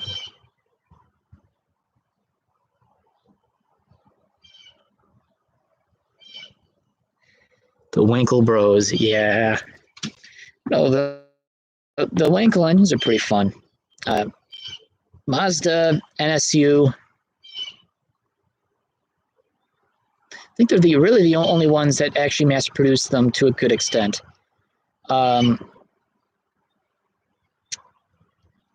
was thinking about making a Wankel engine for their Vega, and it didn't happen because they realized they can't get seals to seal properly. Probably because they didn't ask Mazda how they did it, but also Mazda, being small fish in a big tank, also wouldn't tell its main competitor of selling small to medium-sized cars to get their market share as well, which in the 70s, GM had 60% of the market, which they were really getting close to being broken down because of monopoly trust laws. GM just didn't really know what the hell it was actually doing. Let's see. East Germany and its Trabant tried doing a single engine to see if it would be better than their two-cylinder DKW sourced engines from before World War II. They were wondering if they can make an engine that was much more simpler to produce, and then realized these engines did not last any longer than they would hope, and hence why they kept making the two-cylinder DKW engine till 1989. And then at that point, that was kind of the end of two-stroke piston engine in a passenger car. Who else made efforts into understanding? Citroën. Citroën had the GS rotor, which they actually proved a number of, and they're quite rare, and they're all painted like this burnt bronze metallic color, which just looks so cool. And then they had a AMI 8 derived M21 two-door station hatch wagon that also was rotary powered. That was more of an experimental thing, and they made plenty of those, but here and there. AMC also wanted the GM rotary to put in their Pacer, which was white, which the Vega was never a white car, so AMC was overcompensating to make sure that whatever the size of the GM Wankel would be big enough to put in the Pacer. Which means if the would-be GM Wankel engine would have fit the Vega, AMC over-designed the width of the Pacer than they needed it to be, which means it still would have looked weird. It's still a nice car. It's pretty cool.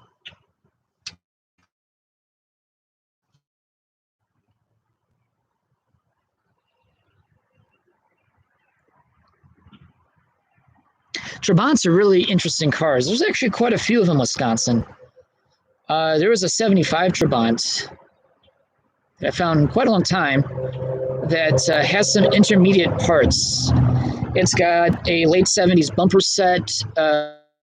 Still would have had the shallow dished dog dish hubcaps on it, but it had the late 79 to 81 small hubcap, like an actual metal cap and not the stupid rubber bits that they would eventually put on to save money. Had black badging, and in the 70s, the Trabant still had stainless steel trim as far as like the branding was concerned. They went to black plastic by again, 78, 79. They all didn't really change a whole lot much. They had a late 70s dash, which probably was introduced around 75 anyway, but the Zwickau factory actually rebuilt a lot of Trabants that went back to the factory to be reconditioned into brand new cars. It is not impossible. It's rare, but you could find a 64 601 that was rebuilt in the 1980s with a brand new dashboard and a much more newer, fresher engine with fully synchronized transmission, because at that point,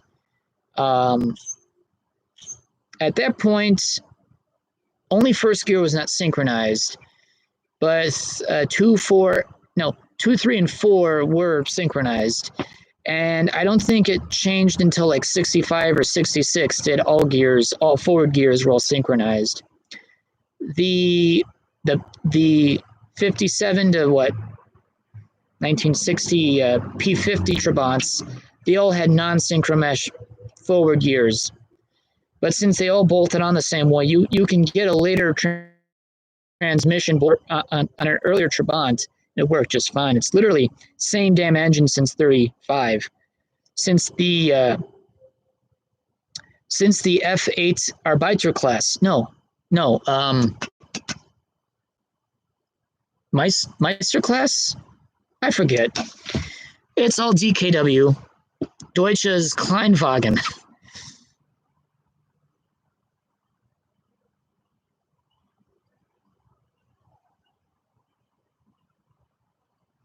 I think between the Beetle and the Trabant, they both had something going for each other. The Beetle at the time was easy to produce in terms of just everything. Although actually between Trabant and Beetle, they were simple in their own rights. Trabant put the engine in the back. Well, hey, the rear wheels were being driven by the rear engine and transmission. All right, that didn't require much going on there. The Trabant, same deal, except in the front of the car. However, the Beetle also had independent suspension because it was all torsion bar. So that was pretty advanced if you think about it. The Trabant was coil transmission. Damn it, got transmission in the mind. Suspension, but it was all independent since the very beginning in 57. So really, if you think about it, both people's cars were quite advanced for their day, except by the time that their design was aged, people understood that it was an aging, dead design. It was going nowhere fast, but it was cheap to produce and people still bought them. In the West, because the Beetle, you could get it within a few months' time of ordering it, because it was fast enough to be produced that fast, that it'll be in your driveway within a few months' time. In the late 50s to early 60s, you could technically get your Trabant in less than a year because the waiting lists were a lot more shorter back then, and not many people in Germany, in East Germany, could still afford a car. It wasn't until they saw the 601, saw, hey, the car is a bit modernized from its beginnings in 57. People started to say, hey, it's an expensive car for us, but it's a car still. We are going to put ourselves on the waiting list. Then that waiting list got long and long and long and long, and then suddenly you're looking at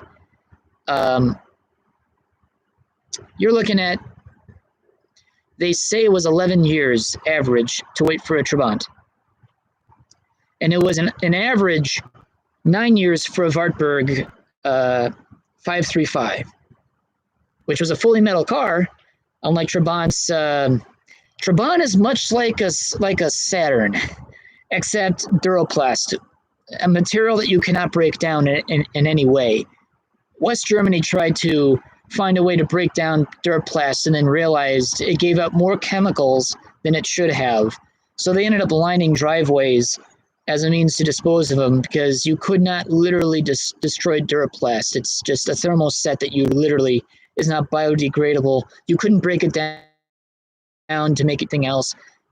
It was made from cotton waste and resin. And once it was made as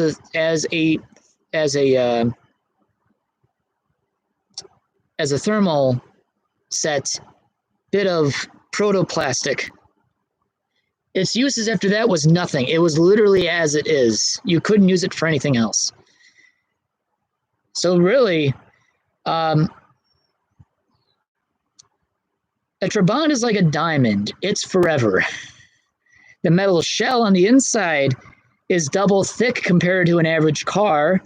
So even the inner skeleton is also forever. Until in 89, where they actually thinned it down because they realized, well, we might be reuniting with West Germany soon, so we don't need to build these cars like a brick shithouse anymore. Because looks like people are going to be buying Western cars, used Western cars at a fraction of the cost than what they could actually afford and whatnot. Let's see.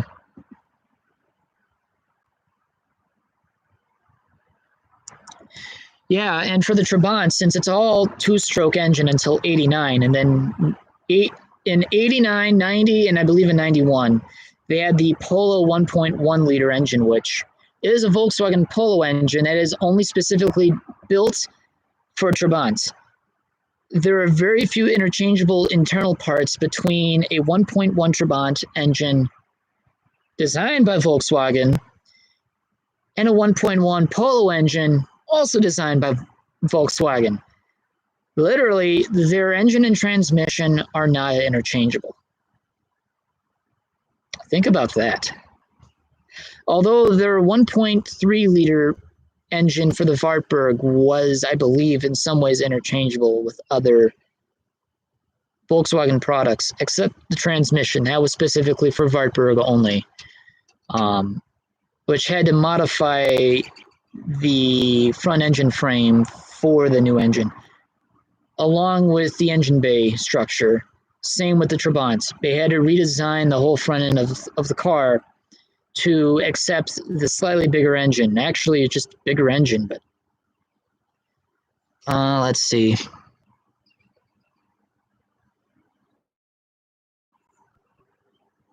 They are direct competitors and they're not direct competitors because really, in 57, the Trabant had no intentions to sell to the West, although they would only do it for hard currency. Like any other car from the East, they would only do so to obtain hard currency.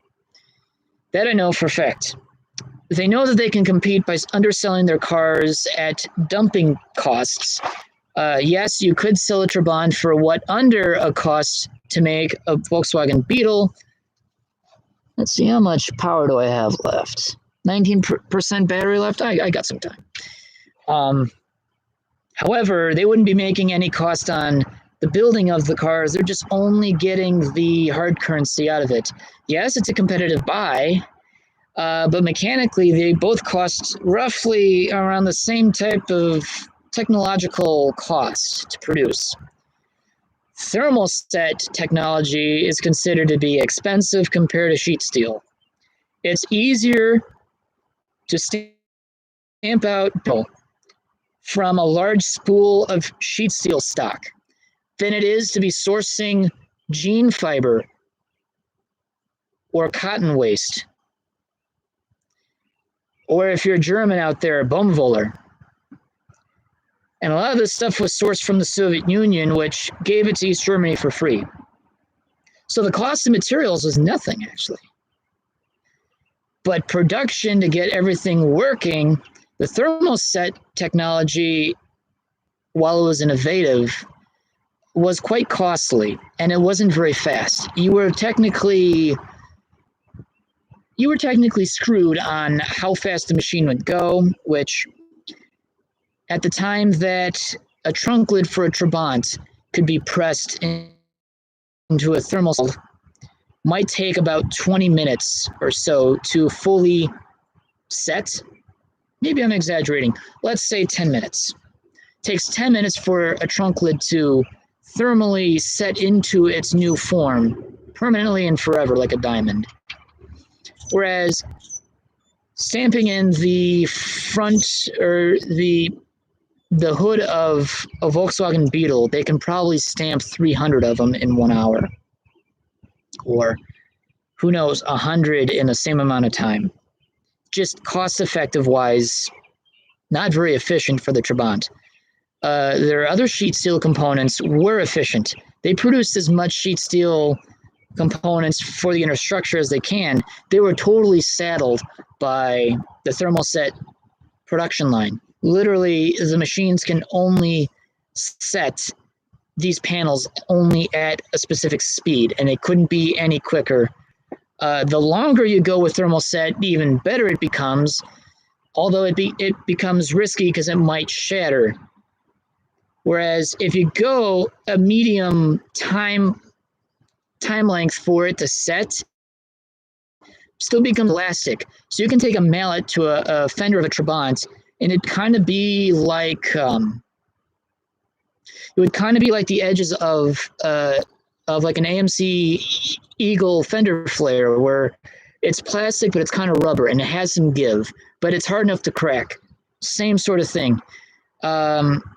Too little time, it becomes floppy and unusable. Too much time, yes, it's still a part, but it's a bit more brittle than it should be, and it might shatter.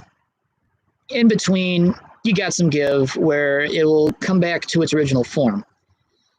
Unless you're hungry and you eat parts of it, which you can cut Duraplast, which is interesting.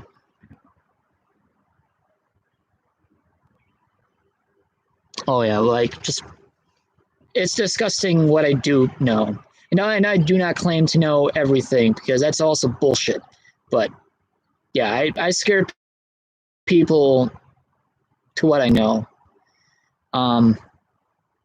Like, again, the average age of a Trabant in 1989 was 28 years because, of course, they were all on the road. It was inefficient to have one car out of action. People would make a good car from two bad ones. There was no such thing as spare parts. It was literally just finding them from a junked car, which was rarely ever junked, but it was a car damaged far beyond any bit of repair. You would be able to ask the owner, hey, can I give you a whole shit ton of money so I can have the hood of your Trabant to replace the hood on mine?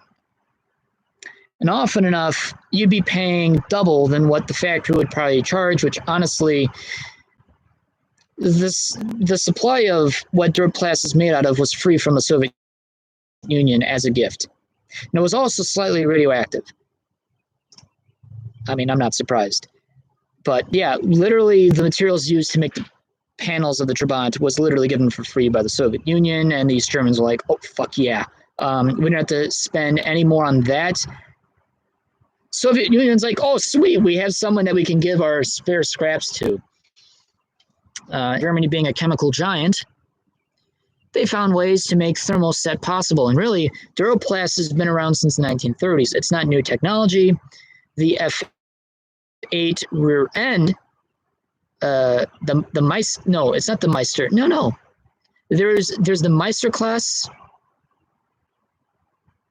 I got to take a look at my books again. But the F8, the DKW F8, the rear end in 38, 39, and 1940, and I think up to 41, the rear end of those cars initially were made out of wood and then painted. DKW was a very cheap car, so much so that it didn't really use much metal. It was mostly made out of wood. But the rear end of it was made out of the proto, pretty much, it is Duroplast, but it was made in a slightly different way, but still technically same idea. You know what?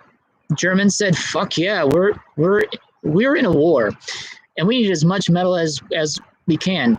And DKW was still making the F8 until 1943, which Germans were knee-high in shit as far as like getting things made during the war, because you know what? They had no manufacturing capabilities whatsoever. They were never going to win the war because they didn't really achieve the assembly line all that well. But apparently they still thought they can still make some passenger cars late into the war. Until they say, okay, DKW, the only thing you use your sheet steel for is your floor plan, or for the floor pan, and other, mechanical bits. We're going to tell you to just kind of stop. But then after the war, the first car manufacturer in Germany to be making cars again was BMW, assembling cars from pre-war parts. Those are old parts, but, first cars to be made in Germany were I think it was like the 318 or something like that. But the very first brand new car from new parts, DKW F8. Because it was the most simple car they could make. Hell, shit, not even the Volkswagen Beetle was even made by then. They immediately started with F8 production because it was as simple of a car you can get. And it was still more expensive than a Volkswagen Beetle, but they had the tooling for that. The Beetle was kind of put away for storage. By 44, they weren't making it anymore. What is it called? Type 1? No, it was called the Type 82 Beetle, which was literally, I believe it's a Volkswagen Beetle with height clearance, which I've actually been in a Type 82 and sorry. The Type 82 is a Kubelwagen. Type 82 IE? I don't know. They made a Volkswagen Beetle body that was meant for the military. They made that until 44, only made like a few hundred. It's kind of pointless that they made as many as they did because they were better off making Kubelwagens.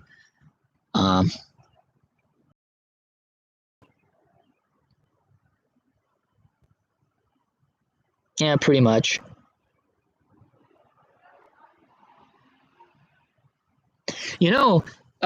They could have actually made the Beetle a lot more cheaper if they, again, as what you mentioned, packed up some of the tooling in the factory, sent it overseas, and make the Beetle in the United States. Make it even more cheaper because you know what? Hey, all that cost for ship no longer in the included price of the car. Now you can just sell it for exactly what you want to sell it for, which is even incredibly crazy for how low a cost a car can be. And it's actually funny how the cost of a car as far as shipping can affect how much they can sell it for. GM Vertipacks and Stack Packs of the 1970s. GM designing cars to fit around rail cars. The GM Stack Pack was meant for, I think, was actually meant for 3 modules or 4 modules on a flat rail car, meant for the larger Buicks, Cadillacs, and Oldsmobiles that were of similar size that can fit within each stack pack and put onto a flatbed, and they can transport cars efficiently that way. Vertipacks were only meant for the H-body Vega, which was only used for the H-body Vega, only across the country. Midwestern Vegas were normally not ever vertipacked, but some of them were. But if you notice on some surviving Vegas, the ones that weren't vertipacked were the ones that actually survived the longest. Conspiracy? I don't know. But they would literally, the cheapest way to make the Vega as cheap as it could for GM standards was to pack as many of them on its nose in a real car. That is how they were supposed to compete with the Pinto. And it did. But at the cost of twisting each and every damn frame. The rear sway bar of every single Vega that was ever vertipacked has always been fucked and tweaked because they use that as a strap point, which is never used as a strap point, but they did anyway. And every single Vega that's ever been vertipacked across the country, fucked from the factory. Those that have been transported on truck from day one, those are the ones that actually drove incredibly nice. And often enough, maybe the most rarest type of Vega is just the ones that were never transported on its nose. Because you know what? You look for a Vega, you look underneath. If you don't see something bent, you got a good car. If you have something bent from the rear end, no, don't bother.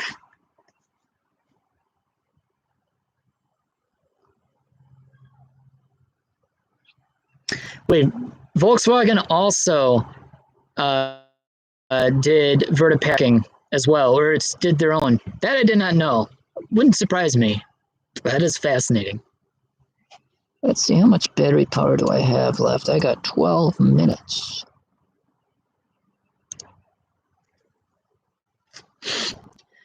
Yeah, I actually did not know that. That is cool. But you know what? After 77, all the Vertipack containers after the original H-body, a Vega, once the Vega ended production in 77, though they made 2 extra hatchback bodies in 77 in case something fucked up in the factory that final year, all the Vegas were produced. They had 2,000 extra Vega hatchbacks, which they ended up selling in 78 as the Monza S Sport or hatchback. Yeah. Which had the front end of a Monza, but literally the whole body was a Vega. They just put on a Monza badge and they called it good. And it was only offered for 1 year, and those cars were not vertipacked. Those were the final Vegas. Actually, those did survive a little longer just because they weren't vertipacked. They made the wagons until 78 or 79. That were still Vega-based. They made them for the Pontiac Astra. In 79, the Monza did have the Vega wagon as a Monza wagon, which, why bother? And the H-body was produced until 1980. It was actually produced well into 81 if you think about it, because GM had 1 year where they didn't actually market a compact car. They just made enough 1980 model year Monzas to stretch into the following year so that they had enough car on inventory until the J-body Cavalier came into production, and then, continued the supply after. So pseudo 1981 Monzas, they just made them a little bit more longer than expected. Not vertipacking. Building the car cheaper. Oh, okay. Oh, okay, all right, yeah. The Volkswagen Golf, which then became the Volkswagen Rabbit, which same car, different name. Yeah. I think actually they made them until 83 or something here. Everything was produced here, minus the engines, as far as I'm concerned, and maybe gauge cluster. I believe the gauge clusters were still made by VDO, but everything else about the car was assembled, produced locally in the United States. Yeah. That was really the only thing that the most major expensive bit about the whole Rabbit was literally engine. And the engines were just bulletproof. They were fantastic cars. It's just they all rusted away. But then again, every car in the 70s and 80s rusted away just fine. Like they all did. Yeah, they all, holy, yeah, they just, yeah. There was no car in the 70s that was safe from rust. Um, unless you're a Peugeot. And Peugeot used so much anti-corrosion treatments that they're still not rusting. You find a Peugeot 505, they use like 12 different electrocoats before they even put the base paint on. The French were so anal about rust proofing for the 505